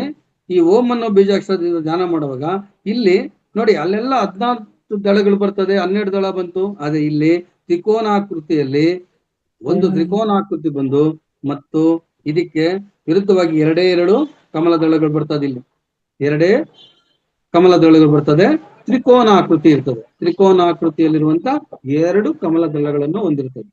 ಇಲ್ಲಿ ಓಂ ಅನ್ನೋ ಬೀಜಾಕ್ಷರದಿಂದ ನಾವು ಇದನ್ನ ಜಪ ಮಾಡ್ತೀವಿ. ಇಲ್ಲಿ ನನಗೆ ಒಂದು ಕನ್ಫ್ಯೂಸ್ ಇದೆ, ಯಾಕಂದ್ರೆ 2 ರೀತಿಯಾದ ಚಕ್ರಗಳಿಂದ ಇಲ್ಲಿ ನಾವು ಧ್ಯಾನ ಮಾಡ್ತೀವಿ. ಆಜ್ಞಾ ಚಕ್ರ 2 ರೀತಿಯಾದ ಚಕ್ರಗಳಿಂದ ಧ್ಯಾನ ಮಾಡ್ತೀರಿ. ಒಂದು ಮೇಡಮ್, ಸಮಯ ಆಯ್ತಾ? ಇಲ್ಲ ಮಾಡಿ. ಯಾಕಂದ್ರೆ ಕಮ್ಮಿ ಇದೆ, ಅದಕ್ಕೋಸ್ಕರ ನನ್ಗೆ ಗೊತ್ತಾಯ್ತು. ಇಲ್ಲಿ ಒಂದು ರೀತಿ ನಾವು ಧ್ಯಾನ ಮಾಡ್ತೀರಿ. ಯಾವ ರೀತಿ ಅಂದ್ರೆ ಈ ಎಲ್ಲಾ ಬೆರಳುಗಳನ್ನ ಈ ರೀತಿ ಇಟ್ಕೊಂಡು ಅರ್ಥ ಮಾಡ್ಕೊಳ್ಳಿ. ಈ ರೀತಿ ಒಂದೊಂದು ಬೆರಳಕ್ಕೂ ಈ ತರ ಸೇರಿಸ್ಕೋಬೇಕು. ಈ ಒಂದೊಂದು ಬೆರಳು ಸೇರಿಸ್ಬಿಟ್ಟು ಇದು ಪ್ರಾಣ ಮುದ್ರಾ ಅಂತ ನಾವು ಕರಿತೀವಿ. ಈ ಪ್ರಾಣ ಮುದ್ರಾ ಅಂತ ಕರೆದಾಗ ಈ ರೀತಿ ಸೇರಿಸಿ ಈ ಹೆಬ್ಬೆರಳನ್ನ ನಮ್ಮ ಗಂಟ್ಲ ಹತ್ರ ಇಟ್ಕೊಂಡು ಈ ರೀತಿ ನಾವು ಧ್ಯಾನ ಮಾಡ್ಬೋದು. ಈ ರೀತಿ ಧ್ಯಾನ ಮಾಡಿದಾಗ ಇದು ನಮ್ಗೆ ನೆನಪಿನ ಶಕ್ತಿ ಹೆಚ್ಚಾಗಿ ಕೊಡ್ತದೆ, ಮೆದುಳಿಗೆ ತುಂಬಾ ಬಲ ಕೊಡ್ತದೆ, ಮತ್ತು ನಮ್ಮ ಶ್ವಾಸಕೋಶ ಕ್ರಿಯೆ ಮತ್ತು ಮೆದುಳಿನ ಕ್ರಿಯಾಶಕ್ತಿ ಹೆಚ್ಚಾಗುತ್ತೆ. ಈ ರೀತಿ ಧ್ಯಾನ ಮಾಡ್ತೀವಿ. ಇದು ಒಂದು ರೀತಿಯಾದ ಮುದ್ರೆಯಿಂದ ಧ್ಯಾನ ಮಾಡ್ಬೋದು. ಇದಕ್ಕೂ ನಾವು ಪ್ರಾಣ ಮುದ್ರೆ ಅಂತ ಕರಿತೀವಿ. ಮತ್ತೆ ಇನ್ನೊಂದು ಜಲತತ್ವದ್ದು ಇನ್ನೊಂದು ಮುದ್ರೆ ಅಂತ, ಇದನ್ನ ಅನಾಮಿಕ ಮುದ್ರೆ. ಈ ಜಲತತ್ವ ಪ್ರತಿಗಳ ಕಿರು ಬೆರಳು ಮತ್ತೆ ಉಂಗರದ ಬೆರಳು ತುದಿಗಳನ್ನ ಜೋಡಿಸಿ ಹೆಬ್ಬೆರಳಿನ ತುದಿಗಿಟ್ಟು ಈ ರೀತಿಯಾಗಿ ಇದು ಪ್ರಾಣ ಮುದ್ರೆ. ಈ ಪ್ರಾಣ ಮುದ್ರೆಯಲ್ಲಿ ಕೂಡ ನಾವು ಇದನ್ನ ಧ್ಯಾನ ಮಾಡ್ಬೇಕು. ಈ ಧ್ಯಾನ ಮಾಡ್ಬೇಕಾದ್ರೆ ಇದು ಓಂ ಅನ್ನೋ ಬೀಜಾಕ್ಷರದಿಂದ ನಾವು ಧ್ಯಾನ ಮಾಡಬೇಕು. ಆದ್ರೆ ಇಲ್ಲಿ ಈ ರೀತಿನೇ ಇಟ್ಕೋಬೇಕು ನಾವು ಮೇಲೆ. ಇಲ್ಲಿ ಎರಡೂ ಮುದ್ರೆಗಳಿದಾವೆ. ಎರಡೂ ಮುದ್ರೆಗಳಲ್ಲಿ ನಾವು ಮಾಡಬಹುದು. ಕೆಲವರು ಇದನ್ನ ಪ್ರತಿಪಾದಿಸ್ತಾರೆ, ಕೆಲವರು ಇದನ್ನ ಪ್ರತಿಪಾದಿಸ್ತಾರೆ. ಈ ಒಂದು ಮುದ್ರೆನ ಯಾಕಂದ್ರೆ ಜಲತತ್ವ ಮತ್ತೆ ಪೃಥ್ವಿ ತತ್ವ ಎರಡನ್ನೂ ಸೇರಿಸಿ ನಾವು ಅಗ್ನಿ ತತ್ವದಕ್ಕೆ ಸೇರಿಸಿ ಜಪ ಮಾಡಿದಾಗ ಇಲ್ಲಿ ನಮ್ಗೆ ಒಳ್ಳೆ ಶಕ್ತಿ ಕ್ರಿಯೇಟ್ ಆಗುತ್ತೆ. ಹೌದಲ್ವಾ? ಜ್ಞಾನಕ್ಕೆ ಒಳ್ಳೆ ಶಕ್ತಿ. ಅದೇ ರೀತಿ ಎಲ್ಲಾ ಬೆರಳುಗಳನ್ನ ಈ ರೀತಿ ಸೇರಿಸಿಕೊಂಡು ನಾವು ಇಲ್ಲಿ ಇಟ್ಕೊಂಡು ಧ್ಯಾನ ಮಾಡಬೇಕು. ಈ ರೀತಿ ಕೂಡ ನಾವು ಧ್ಯಾನ ಮಾಡಬೇಕು. ಆದ್ರೆ ಇಲ್ಲಿ ಎಡ ಮತ್ತು ಬಲ ಒಂದು ಸಮತೋಲನವಾಗಿ ಮಾಡಿ ಶ್ವಾಸಕ್ರಿಯೆಯನ್ನು ವ್ಯವಸ್ಥೆಗೊಳಿಸುವ ಮೆದುಳು ಶಕ್ತಿಯನ್ನು ನೀಡುತ್ತದೆ ಅಂತ ಕೂಡ ಹೇಳ್ತಾರೆ. ಆಮೇಲೆ ಇಲ್ಲಿ ಇನ್ನೊಂದು ಕೆಲಸ ಮಾಡ್ತಾರೆ. ಈ ಒಂದು ಮುದ್ರೆಯನ್ನು ಇಟ್ಕೊಂಡು ನಾಲಿಗೆನ ಅಂಗಳಕ್ಕೆ ಟಚ್ ಮಾಡ್ತಾರೆ. ಇದರ ಮೇಲೆ ಟಚ್ ಮಾಡಿ ಶ್ವಾಸನ ತಗೊಳ್ತಾರೆ. ಶ್ವಾಸ ತಗೊಂಡು ಆಮೇಲೆ ಆ ಶ್ವಾಸನ ನಿಧಾನವಾಗಿ ಸುರುಳಿ ಆಕಾರದಿಂದ ಆಚೆ ಬಿಡ್ತಾರೆ. ಈ ರೀತಿ ಕೂಡ ಈ ಒಂದು ಶ್ವಾಸಕ್ರಿಯೆಯನ್ನ ಮಾಡ್ತಾರೆ ಈ ಒಂದು ಚಕ್ರದಿಂದ. ಇದು ನಮ್ಗೆ ಆಜ್ಞಾ ಚಕ್ರಕ್ಕೆ ಸಂಬಂಧಪಟ್ಟಂತೆ ಎರಡು ರೀತಿಯಾದ ಮುದ್ರೆಗಳನ್ನ ನಾನು ಗಮನಿಸಿದ್ದೀನಿ. ಯಾಕಂದ್ರೆ ಇದು ಇವತ್ತು ಬೆಳಗ್ಗೆ ನಾನು ನಮ್ಮ ಗುರುಗಳು ಹೇಳಿದ್ದನ್ನ ನಾನು ನೋಡಿ ಆಮೇಲೆ ಹೇಳಿದ್ದು. ನಾನು ಮೊದಲು ಒಂದೇ ಮುದ್ರೆ ಅಂತ ತಿಳ್ಕೊಂಡಿದ್ದೆ. ಈಗ ಕೊನೆಯ ಮುದ್ರೆ ಸಹಸ್ರಾರು ಚಕ್ರ ಮುದ್ರೆ ಎಲ್ಲಿರ್ತದೆ ಅಂತ ನಿಮಗೆ ಗೊತ್ತಿದೆ ಈಗಾಗಲೇ. ನಮ್ಮ ತಲೆಯ ಮೇಲೆ ಮೇಲ್ಭಾಗ ನೆತ್ತಿಯ ಮೇಲೆ ಇದನ್ನ ಶೂನ್ಯ ಮುದ್ರೆಯಿಂದ ನಾವು ನೋಡ್ತೀವಿ. ಇದನ್ನ ಕಿರೀಟ ಚಕ್ರವೆಂದು ಕರೆಯುತ್ತಾರೆ. ಈ ಮುದ್ರೆಗೆ ಹಲವಾರು ಹೆಸರುಗಳಿದಾವೆ. ಇದನ್ನ ಕಿರೀಟ ಮುದ್ರೆ ಅಂತಾನು ಚಕ್ರ ಅಂತಾನು ಕರೀತಾರೆ. ಇದು ಇನ್ನೊಂದೇನಂದ್ರೆ ನಮ್ಮ ತಲೆಯ ಭಾಗದಲ್ಲಿರೋದ್ರಿಂದ ಬ್ರಹ್ಮರುದ್ರದ ಬಳಿ ಸ್ಥಿರವಾಗಿರ್ತದೆ. ಈ ಚಕ್ರವನ್ನು ಶೂನ್ಯ ಚಕ್ರವೆಂದು, ದ್ವಂದ್ವರಹಿತ ಚಕ್ರವೆಂದು ಕರೆಯೋದುಂಟು. ಅಂದ್ರೆ ಶೂನ್ಯ ಚಕ್ರ, ದ್ವಂದ್ವರಹಿತ ಚಕ್ರ ಅಂತ ಕರೀತಾರೆ. ಈ ಚಕ್ರವು ಶೂನ್ಯತ್ವ ಪ್ರಧಾನವಾಗಿರ್ತದೆ. ಅಂದ್ರೆ ಇಲ್ಲಿ ಏನೂ ಇರೋದಿಲ್ಲ, ಇಲ್ಲಿ ಬರೀ ಶೂನ್ಯ ಆಗಿರ್ತದೆ. ಈ ಚಕ್ರವು ಸಹಸ್ರ ಕಮಲ ದಳಗಳಿಂದ ಅರಳಿರುತ್ತದೆ. ಇದು ಸಹಸ್ರ ಕಮಲ ದಳಗಳಿಂದ ಅರಳಿರುವಂತ ಚಕ್ರ. ಇದು ಪೂರ್ಣ ಚಂದ್ರಾಕೃತಿ, ಅಂದ್ರೆ ಹುಣ್ಣಿಮೆ ಚಂದ್ರನ ತರ ಪ್ರಜ್ವಲಿಸ್ತಾ ಇರ್ತದೆ. ಪಟಿಲ ವರ್ಣ ಅಂತ ಕರೀತಾರೆ. ಕಡು ನೇರಳೆ ಬಣ್ಣ ಪಟಿಲ ವರ್ಣ ಅಂತ ಕರೀತಾರೆ. ಈ ಬಣ್ಣದಿಂದ ಇದು ಪ್ರಜ್ವಲಿಸ್ತಾ ಇರ್ತದೆ. ಸಹಸ್ರ ದಳಗಳ ಕಮಲ ದಳಗಳಿಂದ ಪ್ರಜ್ವಲಿಸುವಂತ ಚಕ್ರ ಸಹಸ್ರಾರು ಚಕ್ರ ಅಥವಾ ಕಿರೀಟ ಚಕ್ರ ಅಥವಾ ಶೂನ್ಯ ಚಕ್ರ, ಬ್ರಹ್ಮಚಕ್ರ, ಈ ರೀತಿ ಅನೇಕ ವಿಧವಾದ ಹೆಸರುಗಳಿಂದ ಈ ಚಕ್ರನ ಕರೀತಾರೆ. ಇದನ್ನ ನಾವು ಧ್ಯಾನ ಮಾಡ್ಬೇಕಾದ್ರೆ ಇಲ್ಲಿ ನಾವು ಓಂ ಅಂತಾನೆ ಬೀಜಾಕ್ಷರನ ಉಪಯೋಗ ಮಾಡಬೇಕು. ಇದು ನಮ್ಮ ಎಲ್ಲಾ ರೀತಿಯಾದ ಮನಸ್ಸು, ಶರೀರ ಎಲ್ಲವನ್ನು ಚೇತನಗೊಳಿಸುವಂತ ಚಕ್ರ ಇದು. ಈ ಚಕ್ರಕ್ಕೆ ಸರಿ ಸಮಾನವಾದ ಬೇರೆ ಚಕ್ರ ಇಲ್ಲ. ಇದನ್ನ ನಾವು ಸಾಧನೆ ಮಾಡೋದ್ರಿಂದ ಆನಂದಮಯವಾಗಿ ಸ್ವರೂಪವನ್ನು ಶೋಕ ಮುಕ್ತ ಬಂಧ ಮುಕ್ತರಾಗುತ್ತೇವೆ. ಪರಮ ಜ್ಞಾನಿಯಾಗಿ ತ್ರಿಕಾಲದರ್ಶಿಯಾಗಿ ಜ್ಞಾನವನ್ನು ಪಡೆಯುತ್ತೇವೆ. ಇಷ್ಟೊಂದು ಉಪಯುಕ್ತವಾದ ಒಂದು ಕಾರ್ಯ ಈ ಒಂದು ಚಕ್ರದಿಂದ ನಡೀತದೆ. ಇನ್ನೊಂದ್ಸರಿ ಹೇಳ್ತೀನಿ, ಬಂಧ ಮುಕ್ತ, ಎಲ್ಲಾ ಬಂಧಗಳಿಂದ ಮುಕ್ತರಾಗಿ, ಪರಮ ಜ್ಞಾನಿ ಅಂದ್ರೆ ಉನ್ನತವಾದ ಜ್ಞಾನವನ್ನು ಹೊಂದುತ್ತವೆ. ತ್ರಿಕಾಲದರ್ಶಿಯಾಗಿ ಎಲ್ಲಾ ಕಾಲಗಳ ವಿದ್ಯಮಾನಗಳನ್ನು ತಿಳಿಯುವಂತ ಶಕ್ತಿ ನಮ್ಗೆ ಲಭಿಸುತ್ತದೆ. ಆನಂದವಾಗಿರುವಂತ ಸ್ವರೂಪವಾಗಿರುತ್ತದೆ. ಈ ಒಂದು ಜ್ಞಾನಕ್ಕೆ ನಾವು ತಲುಪಿದ್ರೆ ಆವಾಗ ನಮ್ಗೆ ಈ ಒಂದು ಉನ್ನತ ಸ್ಥಾನ ಲಭಿಸುತ್ತದೆ. ಇದನ್ನು ನಾವು ಪದ್ಮಾಸನದಲ್ಲಿ ಕುಳಿತು ಇದನ್ನು ಸ್ವಲ್ಪ ಕರೆಕ್ಟ್ ಆಗಿ ಗಮನ ಇಟ್ಕೊಂಡು ಕೇಳ್ರಿ. ಪದ್ಮಾಸನದಲ್ಲಿ ಕೂತು ಇದು ಅಷ್ಟೇ ಎರಡು ವಿಧವಾದ ಮುದ್ರೆಗಳಿದ್ದಾವೆ. ಇದರಲ್ಲಿ ಒಂದೇನಂದ್ರೆ ಧ್ಯಾನ ಕೂತ್ಕೋಬೇಕಾದ್ರೆ ಈ ರೀತಿ ನಾವು ಕೂತ್ಕೋಬೇಕು. ಪದ್ಮಾಸನದಲ್ಲಿ ಕೂತು ನಮ್ಮ ಕೈಗಳನ್ನ ಒಂದರ ಮೇಲೆ ಇಟ್ಕೊಂಡು ಈ ಎರಡು ಹೆಬ್ಬೆರಳನ್ನ ಒಂದಕ್ಕೊಂದು ಟಚ್ ಆಗ್ಬಾರ್ದು. ಎಲ್ಲಾ ಕಡೆ ಹೆಬ್ಬೆರಳನ್ನ ಟಚ್ ಮಾಡು ಅಂತ ಹೇಳ್ತೀವಿ, ಬಟ್ ಇಲ್ಲಿ ಟಚ್ ಆಗ್ಬಾರ್ದು. ಒಂದು ಮುದ್ರೆ ಇಟ್ಕೊಂಡು ಕೂತ್ಕೋಬೇಕು. ಇಲ್ಲಿ ಎಡ ಹಸ್ತದ ಮೇಲೆ ಮೇಲ್ಮುಖವಾಗಿ ಬಲ ಹಸ್ತವನ್ನು ಅದರ ಮೇಲೆ ಇಟ್ಟು ಧ್ಯಾನ ಮಾಡಿದ್ರೆ ಇದನ್ನ ಭೈರವ ಮುದ್ರಾ ಅಂತ ಕರಿತೀವಿ. ಅಂದ್ರೆ ಇದು ಬರೀ ಪುರುಷರು ಮಾಡುವಂತ ಮುದ್ರೆ. ಭೈರವ ಮುದ್ರ, ಬಲ, ಇನ್ನೊಂದ್ಸರಿ ಹೇಳ್ತೀನಿ, ಎಡ ಹಸ್ತದ ಮೇಲೆ ಬಲ ಕೈಯನ್ನಿಟ್ಟು ಈ ರೀತಿ ಧ್ಯಾನ ಮಾಡುವಾಗ ಪದ್ಮಾಸನದಲ್ಲಿ ಕುಳಿತು ನಮ್ಮ ಮಡಿಲಲ್ಲಿ ಇಟ್ಕೊಂಡು ಧ್ಯಾನ ಮಾಡಬೇಕು. ಒಂದೊಂದು ಹೆಬ್ಬೆರಳು ಒಂದಕ್ಕೊಂದು ಟಚ್ ಆಗ್ಬಾರ್ದು.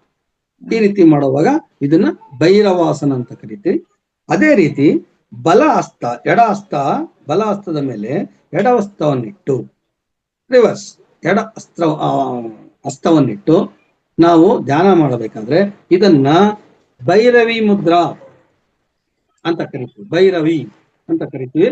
ಇದು ಯಾವ ರೀತಿ ಮಾಡಿದ್ರು ಒಳ್ಳೇದೇ ಅಂತ ಹೇಳಂಗಿಲ್ಲ. ಇದು ಅವರೇ ಒಂದು ಮೆನ್ಷನ್ ಮಾಡಿದ್ರೆ ಸ್ತ್ರೀಯರು ಈ ರೀತಿ ಮಾಡ್ಬೇಕು, ಪುರುಷರು ಈ ರೀತಿ ಮಾಡ್ಬೇಕು. ಅದು ಯಾವ ರೀತಿ ಮಾಡಿದ್ರು ಈ ಹೆಬ್ಬೆರಳು ಒಂದಕ್ಕೊಂದು ಟಚ್ ಆಗ್ಬೇಕು, ದೂರ ಇಟ್ಕೋಬೇಕು. ಎಷ್ಟೊತ್ತಾದ್ರೂ ಕೂತ್ಕೊಂಡು ನಾವು ಧ್ಯಾನ ಮಾಡ್ಬೇಕು.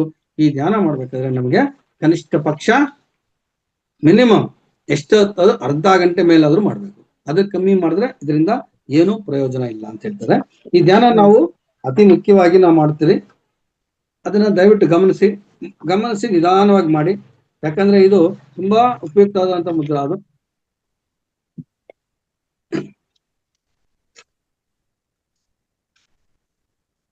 ಈಗ ನಾನು 7 ಮುದ್ರೆಗಳು ಮತ್ತು 7 ಚಕ್ರಗಳನ್ನ ತಮಗೆ ತಿಳಿಸ್ತಾ ಬಂದಿದ್ದೀನಿ.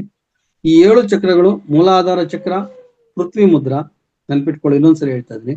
ಮೂಲಾಧಾರ ಚಕ್ರ, ಪೃಥ್ವಿ ಮುದ್ರಾ, ಸ್ವಾಧಿಷ್ಠಾನ ಚಕ್ರ, ವರ್ಣ ಮುದ್ರಾ, ಮಣಿಪುರ ಚಕ್ರ, ಸೂರ್ಯ ಮುದ್ರಾ, ಅನಾಹತ ಚಕ್ರ, ವಾಯು ಮುದ್ರಾ, ವಿಶುದ್ಧಿ ಚಕ್ರ, ಆಕಾಶ ಮುದ್ರಾ, ಆಜ್ಞಾ ಅಥವಾ ಪ್ರಜ್ಞಾ ಚಕ್ರ, ಪ್ರಾಣ ಮುದ್ರಾ, ಅಥವಾ 2 ಮುದ್ರೆ ಹೇಳಿದಲ್ಲಿ ಆಕಿನಿ ಮುದ್ರಾ ಅಂತ. ಆಕಿನಿ ದೇವತೆಯ ಇಷ್ಟಪಡುವಂತ ಮುದ್ರೆ ಆಕಿನಿ ಮುದ್ರಾ ಅಂತ. ಆಮೇಲೆ ಸಹಸ್ರಾರು ಚಕ್ರ. ಈ ಸಹಸ್ರಾರು ಚಕ್ರ ಕೂಡ ಹೇಳಿದೆ. 2 ಮುದ್ರೆ ಹೇಳಿದೀನಿ. ಧ್ಯಾನ ಮುದ್ರೆ ಒಂದು, ಶೂನ್ಯ ಮುದ್ರೆ ಒಂದು.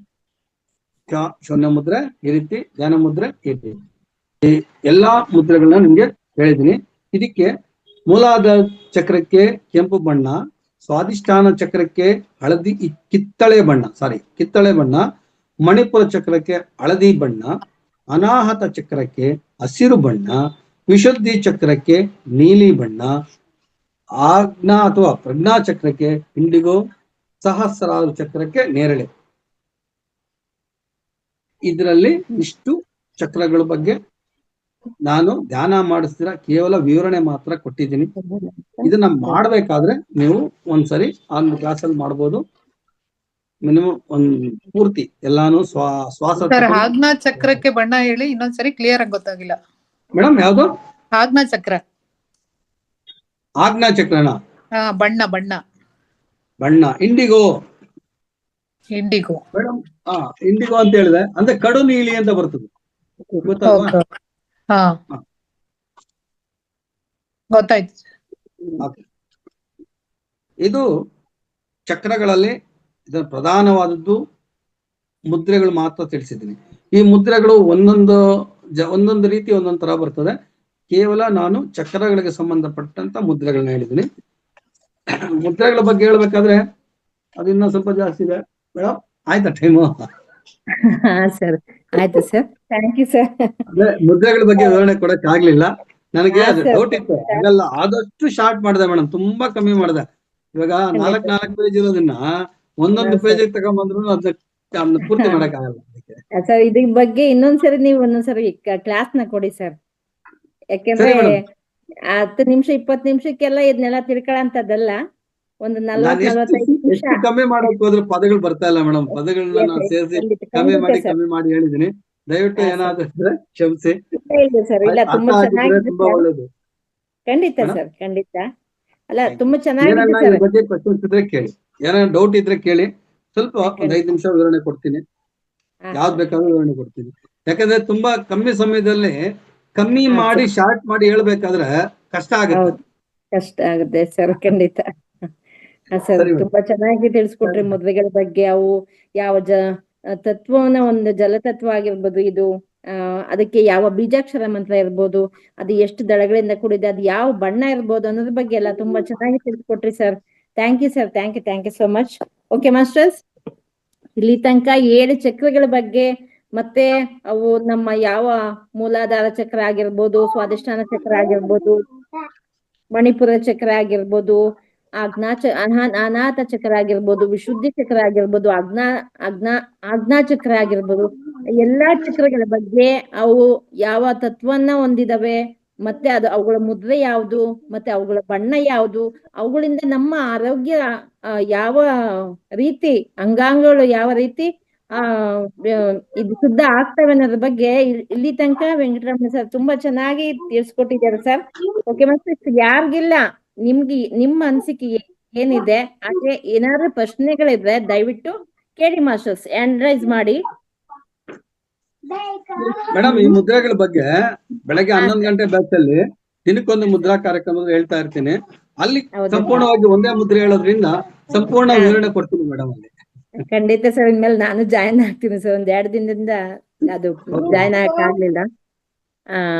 ಓಕೆ, ನಾಗರತ್ನ ಮೇಡಮ್ ಮ್ಯಾಮ್ ಮಾತಾಡಿ. ನಾಗರತ್ನ ಮ್ಯಾಮ್. ನಮಸ್ತೆ ಮೇಡಮ್. ನಮಸ್ತೆ, ಧನ್ಯವಾದಗಳು ವೆಂಕಟರಮಣ ಸರ್ಗೆ ತುಂಬಾ ಧನ್ಯವಾದಗಳು. ಏನಂದ್ರೆ ಬೆಳಗ್ಗೆ ಟೈಮ್ ತಿಳಿಸುವಾಗ 11 ಗಂಟೆಯಲ್ಲಿ ತಿಳಿಸುವಾಗ ಒಂದೊಂದೇ ತಿಳಿಸಿರ್ತೀರ, ಬಟ್ ಅವಾಗ ಬರೀ ಮುದ್ರೆ ಬಗ್ಗೆ ತಿಳಿಸಿರ್ತೀರ. ಇವಾಗ ನಮ್ಗೆ ಚಕ್ರ ಮತ್ತೆ ಮುದ್ರೆ ಎರಡು ಒಟ್ಟಿಗೆ ತಿಳಿಸಿದ್ರು, ತುಂಬಾ ಚೆನ್ನಾಗಿತ್ತು ಅನ್ಸುತ್ತೆ. ನೀವು ಅಷ್ಟು ಆತ್ರವಾಗಿ ವಿವರ ಅಷ್ಟು ಬೇಡ, ನಮ್ಗೆ ಗೊತ್ತಿರುತ್ತೆ. ನಮ್ಗೆ ಏನಪ್ಪಾ ಅಂದ್ರೆ ನೀವು ಶಾರ್ಟ್ ಆಗಿ ಸ್ವೀಟ್ ಆಗಿ ತಿಳಿಸಿದ್ದೀರಾ. ಎಲ್ಲ ತುಂಬಾ ಚೆನ್ನಾಗಿತ್ತು ಸರ್, ತುಂಬಾ ಧನ್ಯವಾದಗಳು. ಒಂದೇ ದಿನ ಹೇಳುವಾಗ ಅಂತಂದ್ರೆ, ನಾಲ್ಕೇ ಅಡಿಗೆ ಇದ್ರು ರುಚಿ ಚೆನ್ನಾಗಿರ್ಬೇಕು, ಐಟಮ್ ತುಂಬಾ ಇರ್ಬಾರ್ದು, ರುಚಿ ಇರ್ಬೇಕು. ಹಾಗೆ ಹೋಗ್ತಿದ್ದೀರಾ, ಚೆನ್ನಾಗಿತ್ತು, ತುಂಬಾ ತುಂಬಾ ಧನ್ಯವಾದಗಳು. ಹಾಗೆ ನಾಗಲಲಿತಾ ಮೇಡಮ್ ಹೇಳ್ಬೇಕು ಅಂತಂದ್ರೆ, ನಾಗಲಲಿತಾ ಮೇಡಮ್ ನಿಧಾನವಾದ್ರು ಪ್ರಧಾನವಾಗಿತ್ತು ಅಂತ ಒಳ್ಳೆ ಯಾವಾಗ್ಲಾದ್ರೂ ಒಂದ್ಸರಿ ಒಳ್ಳೆ ಒಂದು ಸಬ್ಜೆಕ್ಟ್ ಬಗ್ಗೆ ತಕೊಂಡು ನಿಧಾನವಾಗಿ ವಿವರಣೆ ಕೊಟ್ಟಿದ್ದಾರೆ. ಅವ್ರು ಕೂಡ ಧನ್ಯವಾದಗಳು, ತುಂಬಾ ಚೆನ್ನಾಗಿತ್ತು ಅವ್ರ ಕ್ಲಾಸ್ ಕೂಡ. ಧನ್ಯವಾದಗಳು madam. Thank you madam. Yes ma'am. Lakshmi. Okay sir, Venkataramana sir ನಮಸ್ತೆ. ನಿಮಗೆ ಕಡಿಮೆ ಸಮಯದಲ್ಲಿ ತುಂಬಾ ನಿಮಗೆ ಮುದ್ರೆಗಳು ಮತ್ತೆ ನಿಮಗೆ ಏನು ನಾವು 7 ಚಕ್ರಗಳ ಬಗ್ಗೆ ವಿವರಣೆ ಕೊಡಿ ಅಂತ ಹೇಳಿದ್ವಿ. ಅದ್ರ ಜೊತೆಗೆ ನೀವು ಕಲರ್ ಸಹ ಆಡ್ ಮಾಡ್ಕೊಂಡ್ ಬಿಟ್ಟಿದ್ದೀರಾ. Thank you so much. But ಕಡಿಮೆ ತುಂಬಾ ವಿವರಣೆ ಕೊಡಿ ಅಂತ. ಹೇಳ್ಬೇಕಾದ್ರೆ ಅದೇ ರೀತಿ ಹೇಳ್ಬೇಕು, ಇಲ್ಲಾಂದ್ರೆ ಒಂದ್ ಸ್ವಲ್ಪ ಹೇಳಿದ್ರೆ ಅದು ಅರ್ಥನೇ ಆಗಲ್ಲ. ಮುದ್ರೆ ಬೆನಿಫಿಟ್ ಹೇಳ್ಬೇಕು. ಸರ್, ಈಗ ನಾವ್ ನೋಡೋದಾದ್ರೆ ನಮ್ಮ ಪ್ರತಿ ಒಂದು ಬೆರಳಿನಲ್ಲಿ ಚಕ್ರಸ್ಗಳು ಇದಾವಂತೆ ಸರ್. ಇಲ್ಲಿ 47,000 ಚಕ್ರಸ್ಗಳು ನಮ್ಮ ದೇಹದಲ್ಲಿದ್ದಾವೆ. ಬಟ್ ಮೇನ್ ಆಗಿ ನಾವ್ ತಗೊಂಡಿರೋದು, ನಮಗೆ ಗೊತ್ತಿರೋದು 7 ಚಕ್ರಗಳ ಬಗ್ಗೆ ಮಾತ್ರ ಅಲ್ವಾ ಸರ್? ಅದೇ ರೀತಿ ನೋಡಿ, ಆ ಚಕ್ರಗಳಲ್ಲಿ ನಾವು ಮತ್ತೆ ಮುದ್ರೆಗಳು ಮತ್ತೆ 7 ಚಕ್ರಗಳ ಬಗ್ಗೆ ಮಾಹಿತಿ ಕೊಡು ಅಂತ ಹೇಳಿದ್ವಿ. ಬಟ್ ಅದ್ರ ಕಲರ್ನು ಸಹ ತಿಳಿಸಿದ್ದೀರಾ. ಬಟ್ ಮುಂದಿನ ದಿನಗಳಲ್ಲಿ ಸರ್ ನಿಮ್ಮ ಫುಲ್ ವೇದಿಕೆನೆ ನಿಮ್ಮದಾಗಿರುತ್ತೆ. ಅದರಲ್ಲಿ ಧ್ಯಾನನು ಸಹ ನೀವು ಮಾಡಿಸ್ಬೇಕು ಸರ್. ನೀವು ಸಂಪೂರ್ಣವಾಗಿ ಅಲ್ಲಿ ಕಂಪ್ಲೀಟ್ ಅನ್ನೋದು ಆಗುತ್ತೆ ಸರ್. ಇವತ್ತು ಸ್ವಲ್ಪ ತೃಪ್ತಿ ಆಗಿದೆ ಸರ್. ಸ್ವಲ್ಪ ತೃಪ್ತಿ ಇದೆ. ಹಾಗಾಗಿ ನಮ್ಮ ಮಾಸ್ಟರ್ಸ್ಗೆ ಇನ್ನೂ ಚಕ್ರಗಳ ಬಗ್ಗೆ ಮತ್ತೆ ಕಲರ್ಗಳ ಬಗ್ಗೆ ಮತ್ತೆ ಮುದ್ರೆಗಳ ಬಗ್ಗೆ ಮತ್ತೆ ನೀವು ಒಂದು ಸತಿ ಕ್ಲಾಸ್ ತಗೋಬೇಕು ಸರ್. ನಮ್ಮ ವೇದಿಕೆಯಲ್ಲಿ ನೀವು ಸಂಪೂರ್ಣವಾಗಿ ಧ್ಯಾನ ಇರುತ್ತೆ. ಧ್ಯಾನ ಆದ ನಂತರ ನಿಮ್ದೇ ಫುಲ್ ಕ್ಲಾಸ್ ಇರುತ್ತೆ ಸರ್. ಧ್ಯಾನನ ಜೊತೆಗೆ ಮಾಡಿಸ್ತೀನಿ ಅಂದ್ರೆ ಮಾಡಿಸ್ಬೋದು ಸರ್, ಏನ್ ತೊಂದ್ರೆ ಇಲ್ಲ.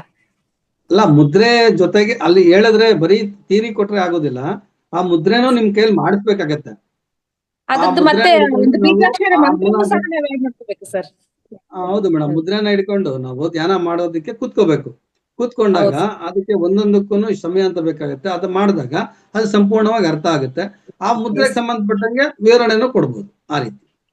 ಹೌದು. ನೆಕ್ಸ್ಟ್ ಟೈಮ್ ಅಲ್ಲಿ ಖಂಡಿತ ಸರ್ 3 ಗಂಟೆಯಿಂದ 4:15 ತನಕ ಫುಲ್ ನಿಮ್ದೇ ವೇದಿಕೆ ಆಗಿರುತ್ತೆ. ಧ್ಯಾನನು ಜೊತೆಗೆ ಮುದ್ರೆಗಳು, ಅದ್ರ ಮತ್ತೆ ಒಂದು ಬೀಜಾಕ್ಷರಿ ಮಂತ್ರ, ಕಲರು, ಅದಕ್ಕೆ ಸಂಬಂಧಪಟ್ಟಂತ ಚಕ್ರ, ಎಲ್ಲದ್ರ ಬಗ್ಗೆ ನಮಗೆ ಮಾಹಿತಿ ಬೇಕು sir. Thank you so much. ಅದೇ ರೀತಿ ನಮ್ ನಾಗಲಲಿತಾ ಮ್ಯಾಮು ನಮ್ಮ ವೇದಿಕೆ ಬಂದು ಜ್ಞಾನ ಹಂಚಿ ಅಂತ ಹೇಳಿ ಫಸ್ಟ್ನೇ ಸತಿ ಬಂದ್ ಕೇಳಿದಾಗ ಅವಾಗೂ ಸಹ ಅದ್ಭುತವಾಗಿ ಜ್ಞಾನ ಹಂಚಿಕೆ ಮಾಡಿದ್ರು. ಅದೇ ರೀತಿ ಇವತ್ತು ಸಹ ತುಂಬಾ ಚೆನ್ನಾಗಿ ಜ್ಞಾನ ಹಂಚಿಕೆ ಕೊಟ್ಟಿದ್ದಾರೆ. ತುಂಬಾ ನಿಧಾನವಾಗಿ ಆದ್ರೂ ಎಲ್ಲವೂ ಅರ್ಥ ಆಗೋ ರೀತಿಯಲ್ಲಿ ತುಂಬಾ ಅರ್ಥ ಗರ್ಭಿತವಾದ ವರ್ಡ್ಗಳನ್ನ ಸಹ ಯೂಸ್ ಮಾಡಿದ್ದಾರೆ. ಅವ್ರಿಗೂ ಸಹ ಕೃತಜ್ಞತೆಯನ್ನು ತಿಳಿಸುತ್ತೇನೆ. ಅದೇ ರೀತಿ ಮಾಸ್ಟರ್ಸ್, ಯಾರಿಗಾದ್ರೂ ಪ್ರಶ್ನೆ ಆಗಿರ್ಬೋದು, ಅನಿಸಿಕೆ ಆಗಿರ್ಬೋದು, ಹ್ಯಾಂಡ್ ರೈಸ್ ಮಾಡಿ. ಇವತ್ತು ಬರೀ ವಿಷಯ ಮಾತ್ರ ತಿಳ್ಕೊಂಡಿದೀವಿ ಮೇಡಮ್, ಅನುಭವ ಆಗ್ಬೇಕು ಚಕ್ರಗಳ ಬಗ್ಗೆ. ಈ ವಿಷಯದಲ್ಲಿ ಏನಾದ್ರು ಅರ್ಥ ಆಗಿಲ್ಲ ಅಂದ್ರೆ ಯಾರಾದ್ರೂ ಕ್ವಶನ್ ಕೇಳ್ಬೋದು. ಏನಾದ್ರು ಡೌಟ್ ಇದ್ರೆ, ಥಿಯರಿಯಲ್ಲಿ ಏನಾದ್ರು ಡೌಟ್ ಇದ್ರೆ ಕೇಳ್ಬೋದು. ಥಿಯರಿ ಎಲ್ಲ ಕರೆಕ್ಟ್ ಆಗಿದೆ ಸರ್, ಅನುಭವ ಬೇಕಷ್ಟೇ. ಎಸ್ ಲಕ್ಷ್ಮಿ ಮ್ಯಾಮ್ ಮಾತಾಡಿ. ನಮಸ್ತೆ.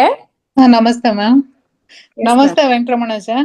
ನೀವು ನಮಸ್ತೆ. ಫಸ್ಟ್ ಒಂದು ಅಷ್ಟಾಂಗ ಯೋಗದ ಬಗ್ಗೆ ಒಂದು 8 ಹೆಸರು ಹೇಳಿದ್ರಿ ಸ್ಟಾರ್ಟಿಂಗ್ ಅಲ್ಲಿ. ಹೌದು. ಅದ್ರಲ್ಲಿ 8ನೇದು ಯಾವ್ದು ಅಂತ ಗೊತ್ತಾಗಿಲ್ಲ ಸರ್. ಯಮ, ಹಾ. ನಿಯಮ, ಆಸನ, ಪ್ರಾಣಾಯಾಮ, ಪ್ರತ್ಯಾಹಾರ, ಧಾರಣೆ, ಧ್ಯಾನ. ನೆಕ್ಸ್ಟ್ 8ನೇದು ಗೊತ್ತಾಗಿಲ್ಲ ಸರ್ ಏನು ಅಂತ. ಮರ್ತೋದ್ರಾ? ಅಲ್ಲ ಬರ್ಕೊಳ್ತಾ ಇಲ್ಲ ಇದ್ದೆ madam, ನಾನು ಅದನ್ನ ಅದ್ರಲ್ಲಿ. ಸಂಪೂರ್ಣವಾಗಿ ವಿವರಣೆ ಕೊಡ್ಬೇಕು.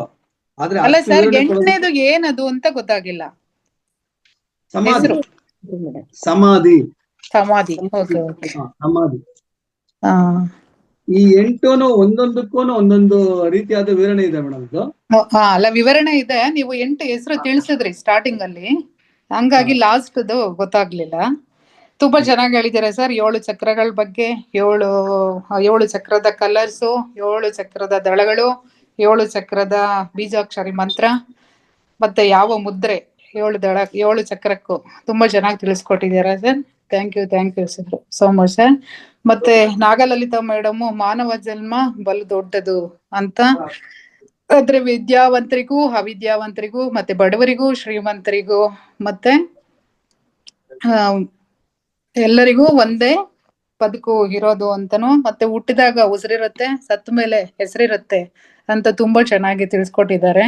ನಾಗಲತಿದ್ದ ಮೇಡಮ್ಗೂ ಸಹ ಧನ್ಯವಾದಗಳು. ಥ್ಯಾಂಕ್ ಯು ಮೇಡಮ್, ತುಂಬಾ ಚೆನ್ನಾಗಿ ತಿಳಿಸ್ಕೊಟ್ಟಿದ್ದೀರಾ. Thank you sir. Thank you madam. Yes masters, ನಿನ್ನೆ video 9 types of Patriji concept ಅಂತ ಹೇಳಿ ನಮ್ಮ ವಿಶಾಲಾಕ್ಷಿ ಅಕಲ್ವಾಡಿ ಅವರು ಅದ್ಭುತವಾದ ಕ್ಲಾಸ್ ಅನ್ನ ಕೊಟ್ಟಿದ್ರು ನಮ್ಗೆ. ಇವತ್ತು ನಾನು ಚಾಟ್ ಬಾಕ್ಸ್ ಆಗಿ ಹಾಕಿದ್ದೀನಿ ಮಾಸ್ಟರ್ಸ್. ಎಲ್ಲರೂ ಲೈಕ್ ಮಾಡಿ, ಶೇರ್ ಮಾಡಿ, ಕಾಮೆಂಟ್ ಮಾಡಿ ಮಾಸ್ಟರ್ಸ್. ಅದು ಇವಾಗ ಹಾಕಿದ್ದೀನಲ್ಲ ಮಾಸ್ಟರ್ಸ್, ಬ್ಲೂ ಕಲರ್ ಅಲ್ಲಿ ಕಾಣ್ತಾ ಇದೆ ಚಾಟ್ ಬಾಕ್ಸ್ ಅಲ್ಲಿ. ಅದನ್ನ ಒತ್ತಿದ್ರೆ ನೀವು ಜಸ್ಟ್ ಯೂಟ್ಯೂಬ್ಗೆ ಹೋಗ್ತೀರಾ ಮಾಸ್ಟರ್ಸ್. ಯೂಟ್ಯೂಬ್ಗೆ ಹೋಗಿ ಈ ತರ ಒಂದು ಡನ್ ಅಂತ ಇದೆ ಮಾಸ್ಟರ್ಸ್ ಕೈ, ಅದನ್ನ ಒತ್ತಿದ್ರೆ ಇವಾಗ 3 ಸಂಖ್ಯೆ ಇದೆ, ಅದು 4, 5, 6, 7 ಸಂಖ್ಯೆಗೆ ಹೋಗುತ್ತೆ ಮಾಸ್ಟರ್ಸ್. ನಮ್ಮಲ್ಲಿ ಈಗ 38 ಜನ ಮಾಸ್ಟರ್ಸ್ ಇದೀವಿ ಮಾಸ್ಟರ್ಸ್. ಎಲ್ಲರೂ ಲೈಕ್ ಮಾಡ್ಬೇಕು ಮಾಸ್ಟರ್ಸ್, ಯಾಕೆಂದ್ರೆ ಪ್ರತಿ ಒಂದು ವೇದಿಕೆಯಲ್ಲಿ ಹೇಳ್ತಾನೆ ಇರ್ತೀವಿ, ಅತಿ ಹೆಚ್ಚು ಜನ ಲೈಕ್ ಮಾಡೋದ್ರಿಂದ ಏನೋ ವಿಷಯ ಇದೆ ಅಂತಂದೇಳಿ ನೋಡ್ಲಿಕ್ಕೆ ಬೇರೆಯವ್ರಿಗೆ ಅವಕಾಶ ಆಗುತ್ತೆ ಅಂತ ನಮ್ಮ ವೇದಿಕೆಯಲ್ಲಿ ಹೇಳ್ತಾನೆ ಇರ್ತೀವಿ. ಎಲ್ಲರೂ ನೀವು ಮಾಡ್ತೀರಂತ ನಂಬಿಕೆ. 2 ನಿಮಿಷಗಳ ಕಾಲ ನಿಮ್ಗೆ ಅವಕಾಶ ಇದೆ. ಎಲ್ಲರೂ ಲೈಕ್ ಮಾಡಿ, ಎಸ್ ಅಂತ ಒಂದು ಮೆಸೇಜ್ ಹಾಕಿ masters. Thank you so much masters. ಮತ್ತೆ ಏನಾದ್ರು ಇವತ್ತು ಚಕ್ರಗಳ ಬಗ್ಗೆ ಕ್ಲಾಸ್ ಕೊಟ್ಟಿದ್ದಾರೆ ನಾಗಲಲಿತಾ ಮೇಡಮ್. ಮಾನವನ ಜನ್ಮ ಬಹುದೊಡ್ಡದಂತ ಹೇಳಿ ಕ್ಲಾಸ್ ಕೊಟ್ಟಿದ್ದಾರೆ. ಅದ್ರ ಬಗ್ಗೆ ಏನಾದ್ರು ಪ್ರಶ್ನೆ ಆಗಿರ್ಬೋದು, ಅನಿಸಿಕೆ ಆಗಿರ್ಬೋದು, ಹ್ಯಾಂಡ್ ರೈಸ್ ಮಾಡಿ ಮಾಸ್ಟರ್ಸ್.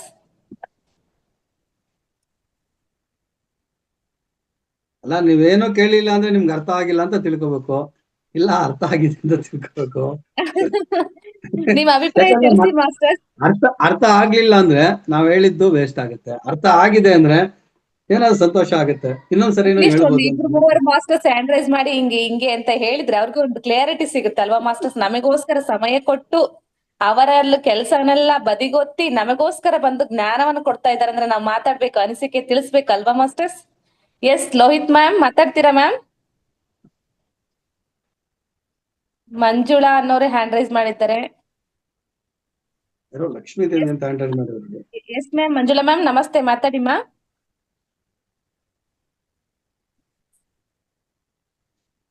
ಮಂಜುಳಾ ಮ್ಯಾಮ್ ನಮಸ್ತೆ. ನಮಸ್ತೆ ಸರ್. ಅರ್ಥ ಆಗಿದೆ.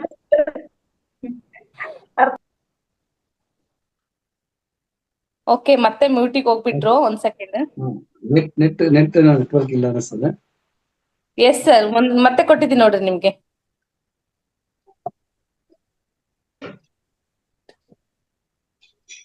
ನಮಸ್ತೆ ಸರ್. ಕೃಷ್ಣರಾವ್ ಏನೋ ಕೇಳ್ತಾ ಇದ್ದಾರೆ ಮೇಡಮ್, ಅನ್ಮ್ಯೂಟ್ ಕೊಡಿ ಅಂತ. ಹಾ ಸರ್ ಕೊಡ್ತೀನಿ. ಹಾ ಸರ್. ಸರ್ ಕೇಳಿಸ್ತಿದ್ಯಾ? ಕೃಷ್ಣರಾವ್ ಏನೋ ಕೇಳ್ತಾ ಇದ್ದಾರೆ. ಮಾತಾಡಿ. ನಮಸ್ತೆ ಸರ್. ಕ್ಲಾಸ್ ಕೇಳಿದೀವಿ ಸರ್, ಚೆನ್ನಾಗಿದೆ. ಸ್ವಲ್ಪ ಸ್ಲೋ ಮಾಡ್ರಿ, ಸ್ಪೀಡ್ ಆಯ್ತು ಸ್ವಲ್ಪ. ಮೇಡಮ್ ಸ್ಪೀಡ್ ಮಾಡೋದ ಕಾರಣ ಟೈಮ್ ಇಲ್ಲ ಅಂತ ಅಷ್ಟೇ ಮೇಡಮ್. ಇಲ್ಲ ನಿಧಾನವಾಗಿ ಹೇಳ್ತೀನಿ ನಾನು. ಇಲ್ಲಿ ಸಮಯ ಬರೀ 20 ನಿಮಿಷ, ಹಂಗೂ 30 ನಿಮಿಷ ತಗೊಂಡೆ. 11 ಗಂಟೆ ಅದಕ್ಕೆ ನಿಧಾನಕ್ಕೆ ಹೇಳಿ ಮುದ್ರ ತೋರ್ಸ್ ಧ್ಯಾನ ಮಾಡಿಸ್ತೀರಿ. ಇದು ಒಂದ್ ಸ್ವಲ್ಪ ಫಾಸ್ಟ್ ಆಯ್ತು. ಇನ್ನೊಂದ್ ದಿನ ಫುಲ್ ಇದನ್ನೇ ರಿಪೀಟ್ ಮಾಡ್ರಿ. ಇದೇ ಆಯ್ತು. ಕ್ಲಾಸ್ ತುಂಬಾ ಚೆನ್ನಾಗಿತ್ತು ಸರ್. ನಾಗರತ್ನ ಮೇಡಮ್ದು ಅವ್ರ ತಂಗಿ ಅವ್ರದ್ದು ಅದನ್ನು ಚೆನ್ನಾಗಿತ್ತು ಕ್ಲಾಸ್. ಅವರು ನಿಧಾನಕ್ಕೆ ಹೇಳಿದ್ರು ಅರ್ಥ ಆಯ್ತು. ಒಂದ್ ಸ್ವಲ್ಪ 20 ನಿಮಿಷ ತಗೊಂಡ್ರು ಅವ್ರು. ಕರೆಕ್ಟ್ ಟೈಮ್ ಅಂದ್ರೆ ಟೈಮ್ ತಗೊಂಡ್ರು. ಇಬ್ಬರದು ಕ್ಲಾಸಸ್ ಚೆನ್ನಾಗಿತ್ತು ಸರ್. ತುಂಬಾ ಧನ್ಯವಾದ. Thank you. Thank you. ಇಲ್ಲ, ನಾನು ಆದಷ್ಟು ನಿಧಾನವಾಗಿ ಹೇಳೋದಕ್ಕೆ ಸಮಯ ಕೇಳ್ತೀನಿ. ಸಮಯ ಇದ್ರೆ ನಿಧಾನವಾಗಿ ಹೇಳೋಕ್ ಪ್ರಯತ್ನ ಮಾಡ್ತೀನಿ. ಇವ್ರು 20 ನಿಮಿಷ ಅಂದಾಗ ಆ 20 ನಿಮಿಷದಲ್ಲಿ ಅಡ್ಜಸ್ಟ್ ಮಾಡಕ್ ಹೋದಾಗ ಇಲ್ಲೇ 4 ಪೇಜ್ನ 1 ಪೇಜಿಗೆ ತಂದಿರ್ತೀನಿ. ಆ 1 ಪೇಜಲ್ಲಿ ಈ ಕಂಪ್ಲೀಟ್ ಆಗಲ್ವೇ ಅಂತ ಫಾಸ್ಟ್ ಮಾಡ್ತೀವಿ. ಅದು ಸ್ವಲ್ಪ ಬೇಜಾರಾಗುತ್ತೆ. ಇನ್ಮೇಲೆ ನಿಧಾನ ಮಾಡ್ತೀನಿ. ಇಲ್ಲ ಸರ್, ನೆಕ್ಸ್ಟ್ ನಿಮ್ದೇ ವೇದಿಕೆ ಆಗಿರುತ್ತೆ. ದಯಮಾಡಿ ಕ್ಷಮೆ ಇರಲಿ ಇವತ್ತು ಕಡಿಮೆ ಸಮಯಕ್ಕೆ ನಿಮ್ನ ಇನ್ವೈಟ್ ಮಾಡಿರೋದಕ್ಕೆ. Okay. Yes Lohith ma'am. Lakshmidevi ma'am. Yes ma'am, ಕೊಡ್ತೀನಿ 1 ಸೆಕೆಂಡ್. ಅವ್ರು ಏನೋ ಮೆಸೇಜ್ ಹಾಕಿದ್ದಾರೆ, ಏನೋ ಅರ್ಜೆಂಟ್ ಇರ್ಬೇಕನ್ಸುತ್ತೆ. ಎಸ್ ಮ್ಯಾಮ್, ಮಾತಾಡಿ ಮ್ಯಾಮ್. ವೆಂಕಟರಮಣ ಸಾಹೇಬರಿಗೂ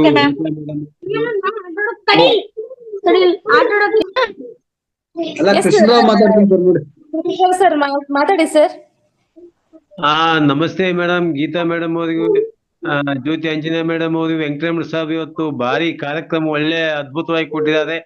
ಮೊನ್ನೆ ಬೆಳಗಿನ ಕ್ಲಾಸ್ನಲ್ಲಿ ಗುರುಗಳು ಹೇಳಿದಾಗ ನಾ ತಗೊಳ್ತೀನಿ ಅಂತೇಳಿ ಮುಂದೆ ಬಂದು ಕ್ಲಾಸ್ ಅನ್ನು ಅವತ್ತು ತಗೊಂಡು ತಾವೇ ಎಲ್ಲರಲ್ಲಿ ಹೆಸರು ತಗೊಂಡಿರ್ತಕ್ಕಂಥ ಆಪದ್ ಬಾಂಧವರು ಎಂದು ಎನಿಸಿಕೊಂಡಿರುವ ವೆಂಕಟರಮಣ ಸಾಹೇಬರಿಗೆ ನಮಸ್ಕಾರಗಳು. ಗುರೂಜಿ ದಿನ ಎಲ್ಲರನ್ನು ಬೆಳೆಸಿದಂತೆ ವೆಂಕಟರಮಣ ಸಾಹೇಬ್ ಪೂರ್ಣ ಪ್ರಮಾಣದಲ್ಲಿ ಬೆಳೆದು ಎಲ್ಲರಿಗೂ ಒಳ್ಳೆ ಕ್ಲಾಸ್ ಕೊಡ್ತಾ ಇದ್ದಾರೆ. ಗೀತಾ ಮೇಡಮ್ ದಿನ ಎಲ್ಲರಿಗೂ ಗೀತಾ ಭಗವದ್ಗೀತೆ ಹೆಂಗೆ ಸಾರ ಕೊಡ್ತಾರ ಆ ರೀತಿ ಎಲ್ಲರನ್ನು ಬಂದು ಕೊಡಿಸ್ತಾ ಇದ್ದಾರೆ. ನಾಗಲಲಿತಾ ಮೇಡಮ್ ಅವರು ಕೂಡ ಒಳ್ಳೆ ಕಾರ್ಯಕ್ರಮ ನೀಡಿದ್ರು. ವೆಂಕಟರಮಣ ಸರ್ ಕಾರ್ಯಕ್ರಮ ಬಹಳ ಅದ್ಭುತವಾಗಿ ನಮಗೆ ಇನ್ನೂ ಇದೇ ರೀತಿ ಮುಂದುವರಿಲಿ, ನಮ್ಗೆ ತಮ್ಮ ಸಂದೇಶಗಳನ್ನು ನಮಗೆ ತಿಳಿಸ್ತಾ ಇರಲಿ ಅಂತೇಳಿ ನನ್ನ ಅನಿಸಿಕೆಗಳನ್ನು ತಮ್ಮ ಮುಂದೆ ಇಡ್ತಾ ಇದ್ದೀನಿ ಸರ್. ತುಂಬಾ ಧನ್ಯವಾದಗಳು ಕೃಷ್ಣರಾವ್ ಸರ್. ತಾವು ಸಂಪೂರ್ಣವಾಗಿ ಯೋಗ ಕಲ್ತಿದ್ದೀರಾ. ಎಲ್ಲಾ ಯೋಗ ಆಸನಗಳು ನಿಮ್ಗೆ ಬರ್ತದೆ. ನಿಮ್ಮ ಕ್ಲಾಸ್ ಒಂದ್ಸರಿ ಕೊಡಿ, ನಾವು ಕಲ್ತ್ಕೊಂತೀರಿ. ಪ್ರಯತ್ನ ಮಾಡ್ತೀನಿ ಗುರುಗಳೇ, ಪ್ರಯತ್ನ ಮಾಡ್ತೀನಿ, ಸಾಧ್ಯ ಪ್ರಯತ್ನ ಮಾಡ್ತೀನಿ. ಯಾಕಂದ್ರೆ ನಿಮ್ಮ ಆಸನ ನಾನು ನೋಡಿದೀನಿ, ತುಂಬಾ ಪರ್ಫೆಕ್ಟ್ ಆಗಿ ಮಾಡ್ತೀರಾ. ನಿಮ್ಮಷ್ಟು ಪರ್ಫೆಕ್ಟ್ ಆಗ್ಬೇಕಾದ್ರೆ ಇನ್ನ ಎಷ್ಟು ವರ್ಷ ಬೇಕು ಗೊತ್ತಿಲ್ಲ. ಇಂತ ಒಳ್ಳೆ ವಿದ್ಯೆ ಇದೆ ನಿಮ್ಮ ಹತ್ರ, ದಯವಿಟ್ಟು ಕಲ್ಸಿ. ಎಲ್ಲಾರು ಈಗಾಗಲೇ ತಾವು ಬಹಳಷ್ಟು ಭಯಂಕರ ಕಲ್ತು ಬಿಟ್ಟಿದ್ರಿ. ಅವಾಗ ನಾವು ಸಿದ್ದಪೇಟೆದಾಗ ಭೇಟಿ ಆಗಿಯೂ ಇದಾಗ್ಯೂ ಈಗ್ಯೂ ನೋಡಿದ್ರೆ ನೀವು ವಾಕ್ಚಾತುರ್ಯ ನಿಮ್ಮನ್ನ ಮೇಲೆತ್ತಿದೆ ಗುರುಗಳ ಆಶೀರ್ವಾದಗಳಿಂದ ಅಂತೇಳಿ ನಮ್ಗೆ ಈಗಾಗಲೇ ಕಾಣ್ತಾ ಇದೆ. ನೀವ್ ಹೇಳೋ ಅವಶ್ಯಕತೆ ಇಲ್ಲ. ಇಲ್ಲಂದ್ರೆ ಎಲ್ಲರೂ ಕ್ಲಾಸ್ ನಲ್ಲಿ ನಿಮಗೆ ಆಪತ್ ಬಾಂಧವರು ವೆಂಕಟರಮಣ ಅಂತ ಅಂತದ್ದಿಲ್ಲ. ಮೊನ್ನೆ ಕ್ಲಾಸ್ ಕಾಲಿದೆ ಅಂದ ತಕ್ಷಣ ಆಯ್ತು ನಾನು ನೀಗಿಸ್ತೀನಿ ಆ ಕ್ಲಾಸ್ ಅಂತ ಇಮಿಡಿಯೇಟ್ ಆಗಿ ಭರವಸೆ ನೀಡಿದ್ರಿ. ಅದು ನಾನು ಬೆಳಗ್ಗೆ ಕ್ಲಾಸ್ ನಲ್ಲಿ ಮೊನ್ನೆ ನೋಡಿದೆ, ಬಹಳ ಸಂತೋಷವಾಯ್ತು ತಮ್ಮ ಕ್ಲಾಸ್ ನೋಡಿ. ಬಹಳ ಮತ್ತೆ ಇಂತೆ ಮುಂದಿನ ದಿನಗಳಲ್ಲಿ ತಮ್ಮ ಜ್ಞಾನಾರ್ಜನೆ ನಮ್ಗೆ ಇರ್ತಾ ಇರಲಿ ಅಂತೇಳಿ ಗೀತಾ ಮೇಡಮ್ ಹೇಳಿದಾಗ ಮುಂದಿನ ದಿನಗಳಲ್ಲಿ ನಿಮಗೆ ಫುಲ್ ವೇದಿಕೆನೂ ಕೊಡ್ತೀವಿ ಅಂದಿದ್ದಾರೆ. ಎಲ್ಲರಿಗೂ ನನ್ನ ನಮಸ್ಕಾರಗಳು. ಗುರುಗಳಿಗೆ ಶ್ರೇಷ್ಠಾನ ನಮಸ್ಕಾರಗಳು ತಿಳಿಸ್ತಾ ಇದೀನಿ. ಎಲ್ಲಾ ವೇದಿಕೆಯಲ್ಲಿ ಇರ್ತಕ್ಕಂಥ ಎಲ್ಲಾ ಬಂಧುಗಳಿಗೂ ಸಹ ನನ್ನ ಅನಂತ ವಂದನೆಗಳನ್ನು ತಿಳಿಸ್ತಾ ಇದ್ದೀನಿ. ವೆಂಕಟರಮಣ ಸಾಹೇಬ್ ನನಗೆ ಈ ಹಸನ್ಮುಖಿಯಿಂದ ಕ್ಲಾಸ್ ಕೊಡ್ತಿರೋದು ನನಗೆ ಅವತ್ತು ನಾನು ಭೇಟಿ ಆಗ್ಲಾರ್ದೆ ಕರೆದು ಆಪತ್ ಬಾಂಧವಂತೆ ಮಲಗಿಸಿ ನನಗೆ ಸ್ಥಾನ ಕೊಟ್ಟಿದ್ದಕ್ಕೆ ನನಗೆ ಇನ್ನೂ ನನ್ನ ನೆನಪುಗಳು ಇದಾವೆ. ನಾನು ಯಾವತ್ತೂ ಅದನ್ನು ಮರೆಯಂಗಿಲ್ಲ. ಒಳ್ಳೆ ಮುಂದಿನ ದಿನಗಳಲ್ಲಿ ಮತ್ತೆ ಭಗವಂತ ನಿಮ್ಮ ಜೊತೆಯಲ್ಲಿ ಕೂಡುವ ಸಮಯ ಕೊಡ್ಲಿ ಅಂತೇಳಿ ನಾನು ಪ್ರಾರ್ಥಿಸ್ತಾ ನನ್ನ 2 ಮಾತುಗಳಿಗೆ ವಿರಾಮ ಕೊಡ್ತಾ ಇದ್ದೀನಿ. ವೆಂಕಟರಮಣ ಸರ್, ಗೀತಾ ಮೇಡಮ್ ಎಲ್ಲರಿಗೂ ಅನಂತ ನಮಸ್ಕಾರಗಳು. Yes sir, thank you so much sir. Lohith ma'am ನಮಸ್ತೆ, ಮಾತಾಡಿ ಮಾ. ಮೇಡಮ್ ನಮಸ್ಕಾರ. ಸರ್ ವೆಂಕಟರಮಣ ಸರ್ ನಿಮ್ಗೂ ನಮಸ್ತೆ. ನಮಸ್ತೆ ಮಾ. ಸರ್ ಅದ್ಭುತವಾಗಿತ್ತು. 7 ಚಕ್ರಾಸ್ ಇದಾವೆ ಅಂತ ಗೊತ್ತಿತ್ತು, ಬಟ್ 7 ಚಕ್ರಾಸ್ಗೂ ಬಣ್ಣ ಇದೆ, ಅವಕ್ಕೂ ಎಲ್ಲ ಮುದ್ರೆ ಇದೆ ಅಂತ ಹೇಳಿದ್ರೆ ತುಂಬಾ ಖುಷಿ ಆಯ್ತು ಸರ್. ನಿಮ್ ಕ್ಲಾಸ್ ತುಂಬಾನೇ ಚೆನ್ನಾಗಿತ್ತು. ಈ ಏಜ್ ಅಲ್ಲಿ ಇಷ್ಟೊಂದು ತಿಳ್ಕೊಂಡು ಎಲ್ಲಾರ್ಗು ಜ್ಞಾನಾರ್ಜನೆ ಕೊಡ್ತಾ ಇದ್ದೀರಲ್ಲ, ನಿಜವಾಗ್ಲೂ ನಿಮಗೆ ತುಂಬಾ ಹೃದಯದ ಧನ್ಯವಾದಗಳು ಸರ್. Thank you sir. ಮುಂದಿನ ಕಾರ್ಯಕ್ರಮದಲ್ಲಿ ನೀವು ಭಾಗಿಯಾಗಬೇಕು ಮ್ಯಾಮ್. ಜ್ಞಾನ ಹಂಚಿಕೆಗಾಗಿ ಲೋಹಿತ್ ಸಾಗರ್ ಮ್ಯಾಮ್ಗೆ ನಮ್ಮ ವೇದಿಕೆ ಕಾಯ್ತಾ ಇದೆ.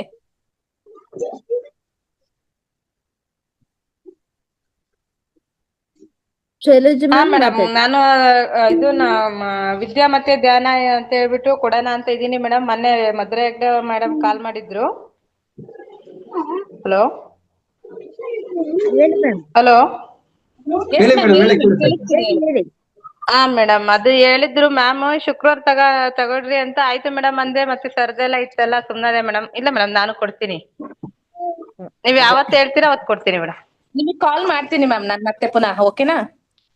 ಹಾ okay madam, thank you. Geetha madam ಅವರು ಇರುವಂತ ಮಾರ್ಗದರ್ಶಿ ಇರುವಂತ ಅವರು ಯಾರು ಬೇಕಾದ್ರೂ ನೀವು ಬಂದು ಅವ್ರ ಮುಖಾಂತರ ಜ್ಞಾನ ಹಂಚಿಕೆ ಹಾ, ಮಾಡ್ಬೋದು. ಒಳ್ಳೆ ಮಾರ್ಗದರ್ಶಿಗಳು, ಉತ್ಸಾಹಿಗಳು ಆಗಿರುವಂತ ಗೀತಾ ಮೇಡಮ್ ಅವ್ರ ಮಾರ್ಗದರ್ಶನದಲ್ಲಿ ಬನ್ನಿ, ಅವರೆಲ್ಲಾ ತಿಳಿಸ್ಕೊಡ್ತಾರೆ. ಅವ್ರ ಮುಖಾಂತರ ನೀವು ಒಳ್ಳೆ ಟೀಚರ್ಸ್ ಆಗ್ಬೋದು. ಬನ್ನಿ ಮೇಡಮ್. ಹಂಗೇನಿಲ್ಲ ಹಾ, ಸರ್, ಸರಿ ಎಲ್ಲ ನಿಮ್ಮ ಹಿರಿಯರ ಆಶೀರ್ವಾದದಿಂದ ಅಲ್ಪ ಸ್ವಲ್ಪ. Yes, thank you so much Lohith ma'am.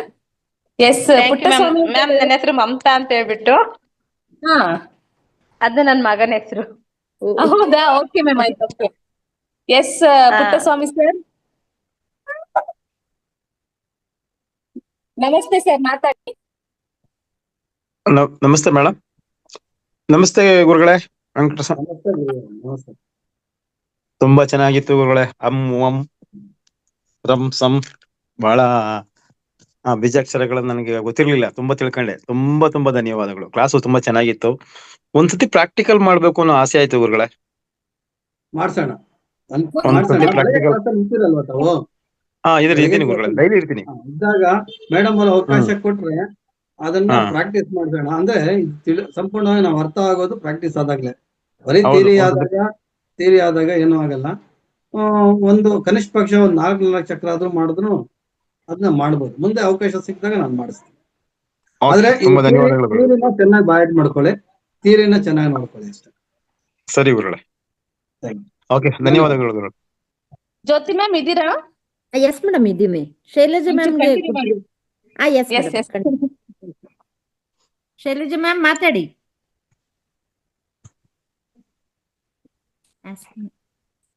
Shailaja ma'am ಮಾತಾಡಿ. ಕೇಳಿಸ್ತಾ ಇದೆ ಮೇಡಮ್? ಎಸ್, ಕೇಳಿಸ್ತದೆ, ಮಾತಾಡಿ. ನಮಸ್ತೆ madam, Jyothi madam, Geetha madam, ಎಲ್ಲರಿಗೂ ನಮಸ್ತೆ. ತುಂಬಾ ಚೆನ್ನಾಗಿತ್ತು ಕ್ಲಾಸ್ ಮೇಡಮ್. ಸರಿ ಇದಾರೆ, ಮಾತಾಡಿ.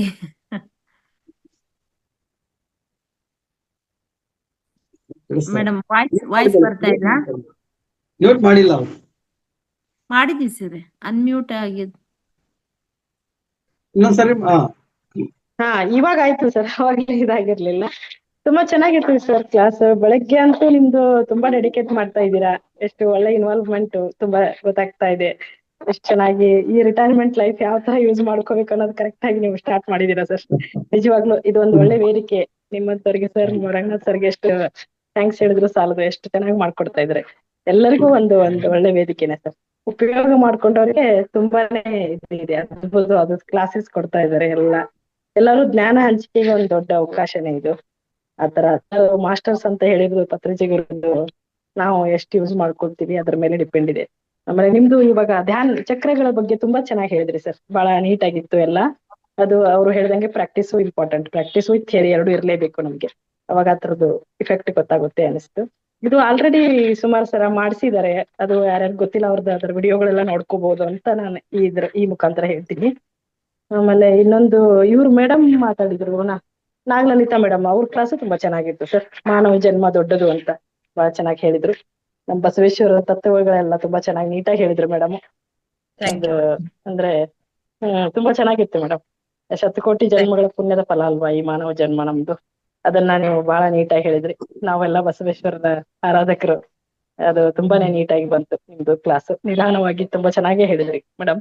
ತುಂಬಾ thank you so much. Venkataramana sir, ನಿಮಗೂ ಮೇಡಮ್ಗೂ ತುಂಬಾ ಥ್ಯಾಂಕ್. ಒಳ್ಳೆ ಜ್ಞಾನ ಹಂಚಿಕೆ ನಿಮ್ಮಿಂದ. ತುಂಬಾ thanks madam. Thank you sir. ಈ ಅವಕಾಶಕ್ಕಾಗಿ ಧನ್ಯವಾದಗಳು madam. Jyothi madam, thank you. Okay sir, thank you. Lucky Usha madam ಮಾತಾಡಿ. ನಮಸ್ತೆ ಮೇಡಮ್ ಎಲ್ಲರಿಗೂ. ನಮಸ್ತೆ. ಸರ್ ಇದಾರೆ. ನಮಸ್ತೆ ಗೀತಾ ಮೇಡಮ್. ನಾಗಲಲಿತಾ ಮೇಡಮ್ ನೀಟಾಗಿ ಎಕ್ಸ್ಪ್ಲೈನ್ ಮಾಡಿದ್ರು. ನಾವು ಆಲ್ಮೋಸ್ಟ್ ಎಲ್ಲ ಹೇಳೋದ್ನೆಲ್ಲ ಶೈಲಜಾ ಮೇಡಮ್ ಅವ್ರು ಹೇಳಿದ್ರು. ಅದೇ ವೆಂಕಟರಮಣ ಸರ್ದು ಅದೇ ಪ್ರಾಕ್ಟಿಕಲ್ ಆಗಿ ಸಿಕ್ಕಿದ್ರೆ ನಮಗೂ ತುಂಬಾ ಯೂಸ್ ಆಗತ್ತೆ ಮೇಡಮ್. ಖಂಡಿತ ಎಲ್ಲರೂ ಅದನ್ನೇ ಕೇಳ್ತಾ ಇದಾರೆ. ಇನ್ನೊಂದ್ಸಲ ವೆಂಕಟರಮಣ ಸರ್ ಕೊಡ್ಬೇಕಾಗೆ ಕೇಳ್ಕೊತೀವಿ ಎಲ್ಲಾರು ಕ್ಲಾಸ್ ನ. ಆಲ್ಮೋಸ್ಟ್ ಎಲ್ಲ ಇದಾಗಿ ಅದೇ ಒಂದೇ ಸಲ ಹೇಳಿದ್ರೆ ಅದು ಅರಗಿಸ್ಕೊಳಕ್ ಆಗ್ಲಿಲ್ಲ ನಮಗೆ.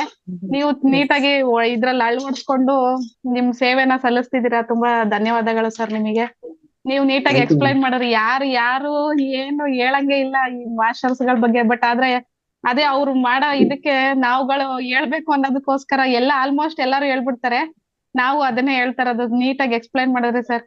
ಅದು ಒಂದು ಅದೇ ಕೃತಜ್ಞತೆ ಅಂತಾರಲ್ಲ, ಅದಕ್ಕಾದ್ರೂ ನಾವು ಹ್ಯಾಂಡ್ ರೈಸ್ ಮಾಡಿ ನಿಮ್ಗೆ ಹೇಳ್ಬೇಕು ಸರ್. ಅದು ಅವಾಗ ನಿಮ್ ಮನ್ಸಿಗೂ ತೃಪ್ತಿ ಆಗತ್ತೆ. ನೀವು ಮಾಡೋ ಕೆಲ್ಸಕ್ಕೂ ಸಮಾಧಾನ ಸಿಗತ್ತೆ. ನೀವು ಇಡೀ ಸಮಯನೆಲ್ಲ ಈ ಕ್ಲಾಸ್ಗೋಸ್ಕರ ಅಳವಡಿಸ್ಕೊಂಡು ನೀಟಾಗಿ ಈ ಸೇವೆ ಸಲ್ಲಿಸ್ತಾ ಇರೋದಕ್ಕೆ ತುಂಬಾ ಥ್ಯಾಂಕ್ಸ್ ಸರ್. ನಾಗಲಲಿತಾ ಮೇಡಮ್ ನೀಟಾಗಿ ಹೇಳಿದ್ರು ಎಕ್ಸ್ಪ್ಲೈನ್ ಮಾಡಿ. Thank you so much sir. Thank you madam. Thank you so much madam. Lakshmi Devi Pandit ma'am ನಮಸ್ತೆ, ಮಾತಾಡಿ ಮಾ. ನಮಸ್ತೆ, ಎಲ್ರಿಗೂ ನಮಸ್ಕಾರ. Yes, ಇಬ್ರು ma'am. ಕ್ಲಾಸ್ ತುಂಬಾ ಚೆನ್ನಾಗಿತ್ತು ಸರ್. ಯಾಕಂದ್ರೆ ಇಬ್ಬರದ ವಿಷಯನ ತುಂಬಾ ದೊಡ್ಡ ವಿಷಯ. ಅದರಲ್ಲೇ ನೀವು ಅಷ್ಟು ದೊಡ್ಡ ವಿಷಯನ ಅದರೆಲ್ಲ ಆಯ್ದು ಹೇಳ್ಬೇಕಂದ್ರೆ ಅದು ತುಂಬಾ ಕಷ್ಟ. ತುಂಬಾ ಚೆನ್ನಾಗಿ ಹೇಳ್ಕೊಟ್ಟಿದ್ದೀರಾ. ತುಂಬಾ ಚೆನ್ನಾಗಿತ್ತು. ಪ್ರಶ್ನೆ ಏನಿಲ್ಲ, ತುಂಬಾ ಚೆನ್ನಾಗಿದೆ. ಖುಷಿ ಆಯ್ತು. ಇಬ್ರಿಗೂ ತುಂಬಾ ಧನ್ಯವಾದಗಳು. ನಮಸ್ತೆ. Thank you madam. Nagarathnamma madam ಮಾತಾಡಿ. ಧನ್ಯವಾದಗಳು. ಅವಾಗ್ಲೇ ಯಾಕಂದ್ರೆ ನಂದು ವಾಯ್ಸ್ ಸರಿ ಕ್ಲಿಯರೆನ್ಸ್ ಇರ್ಲಿಲ್ಲ ಅನಿಸ್ತು. ನಾಗಲಲಿತಾ ಮೇಡಮ್ ನಿಧಾನವಾದ್ರು ಪ್ರಧಾನವಾಗಿರೋ ವಿಷಯಗಳನ್ನ ತಗೊಂಡು ನಿಧಾನಕ್ಕೆ ಎಕ್ಸ್ಪ್ಲೇನ್ ಮಾಡಿ ಹೇಳಿದ್ದಾರೆ. ಅವರು ಕೂಡ ಅಷ್ಟೇ ಮಾನವ ಜೀವನ ತುಂಬಾ ದೊಡ್ಡದು ಅಂತ ಅನ್ನೋದನ್ನ ತುಂಬಾ ಶಾರ್ಟ್ ಮಾಡಿ ಸ್ವೀಟ್ ಆಗಿ ಹೇಳಿದ್ದಾರೆ. ವೆಂಕಟರಮಣ ಸರ್ ಅಷ್ಟೇ ದಿನ ಮಾಡೋದಕ್ಕಿಂತ ಇನ್ನೊಂಚೂರು ಫಾಸ್ಟ್ ಅವ್ರು 4 ಪಾಯಿಂಟ್ ಹೇಳಿದ್ರೆ ನಾವು 2 ಪಾಯಿಂಟ್ ಆದ್ರೂ ಬರ್ಕೊಂಡಿದೀವಿ. ಅದೇ ಅನುಭವ ಮಾಡ್ಬೇಕು ಅಷ್ಟೇನೆ. ಇವಾಗ ಬರ್ಕೊಂಡು ತಿಳ್ಕೊಂಡ್ರೆ ಸಾಕಾಗಲ್ಲ, ಅದು ಅನುಭವಿಸ್ಬೇಕು. ಅದನ್ನ ನಾನು ಮೊದಲೇ ಒಂದ್ಸರಿ ಹೇಳ್ದೆ ಅನ್ಸುತ್ತೆ. ತುಂಬಾ ಧನ್ಯವಾದಗಳು ಇಬ್ಬರಿಗೂ. ನಾಗಲಲಿತಾ ಮೇಡಮ್ ತುಂಬಾ ಧೈರ್ಯಶಾಲಿಯಾಗಿ ಬಂದು ಇವಾಗ ಕುತ್ಕೊಂಡು ಇಷ್ಟು ವಿಷಯ ಹೇಳ್ತಾ ಇರೋದು ನಿಜವಾಗ್ಲೂ ನನಗೆ ತುಂಬಾ ಖುಷಿ ಆಗ್ತಾ ಇದೆ. ತುಂಬಾ ಧನ್ಯವಾದ. ಥ್ಯಾಂಕ್ ಯು ಮಾಸ್ಟರ್ಸ್ ಇನ್ಯಾರು ಅನ್ಸಿಕೆ ಇದ್ರೆ ಶೇರ್ ಮಾಡ್ಕೊಳ್ಳಿ. ಎಲ್ಲ ಕ್ವಶನ್ಸ್ ಇದ್ರೆ ಕೇಳಿ. ಸರ್ ಇದಾರೆ.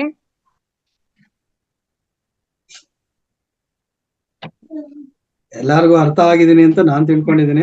ಆದ್ರೆ ನಂದು ವೆಂಕಟರಮಣ ಸರ್ ಸ್ವಲ್ಪ ಸರ್ಗೆ ಫಾಸ್ಟ್ ಆಗಿ ಇನ್ನೊಂದ್ಸತಿ ಕ್ಷಮೆ ಕೇಳ್ತಾ ಇದ್ದೀನಿ. ನಿಮಗೆ ವೇದಿಕೆ ಫುಲ್ ವೇದಿಕೆ ಇರುತ್ತೆ. ನಿಮಗೆ ಆದಷ್ಟು ಇದೇ ತಿಂಗಳಲ್ಲಿ ಅವಕಾಶ ಸಿಗುತ್ತೆ. ಖಂಡಿತ ನಮ್ಮ ವೇದಿಕೆಗೆ ಬಂದು ಮತ್ತೆ ಧ್ಯಾನ ಜ್ಞಾನ ಕೊಡ್ಬೇಕು ಸರ್. ಅಲ್ಲ, ಅದ್ ಎಷ್ಟು ಸಮಯ 20 ನಿಮಿಷನೋ 25 ನಿಮಿಷನೋ ಆಗತ್ತೆ ಅಷ್ಟೇ. ಆದ್ರೆ ಅದನ್ನ ಪ್ರಾರಂಭ ಮಾಡ್ಬಿಟ್ಮೇಲೆ ಬೇರೆಯವ್ರಿಗೆ ಇನ್ನೊಂದು ಅವಕಾಶ ಕೊಟ್ರೆ ಅದನ್ನ ಪ್ರಾರಂಭ ಮಾಡ್ಬೋದು ಪ್ರಾಕ್ಟಿಕಲ್ ಆಗಿ ಮಾಡಿಸಿದ್ರೆ. ಆದ್ರೆ ಎಲ್ಲಾರು ಬಂದ್ರೆ ಒಂದೇ ಸರಿ ನಮ್ಗೆ ಅಟೆಂಡ್ ಆದ್ರೆ ಒಳ್ಳೇದು. ಆಯ್ತು, ಮಾಡ್ಸೋಣ ಮೇಡಮ್. ಇದನ್ನ ಆಲ್ರೆಡಿ ಒಂದ್ಸರಿ ನಾನು ಮಾಡಿಸಿದ್ದೀನಿ 365 ದಿನ ಕಾರ್ಯಕ್ರಮದಲ್ಲಿ. ಈ ಚಕ್ರಗಳು ಮತ್ತೆ ಬೀಜಾಕ್ಷರಗಳು ಮಂತ್ರಗಳು ಹೇಳಿ ಮಾಡಿಸಿದೀವಿ. ಆದ್ರೆ ಅದು ಅಷ್ಟೇ, ಅವಾಗೂ ಅಷ್ಟೇ ಇದೇ ತರ ಫಾಸ್ಟ್. ಬರೀ 20 ನಿಮಿಷದಲ್ಲಿ ಮುಗಿಸೋದಕ್ಕೆ ಹೋಗಿದ್ದು ಅವಾಗ. ಹಿಂಗೆ ಆಯ್ತು. ಸಮಯ ಕೊಟ್ಟಾಗ ಮಾಡೋಣ. ಲಕ್ಷ್ಮೀ ಪಂಡಿತ್ ಮೇಡಮ್ ಅವ್ರಿಗೆ ಗೊತ್ತಿರ್ಬೇಕು ಅದನ್ನ.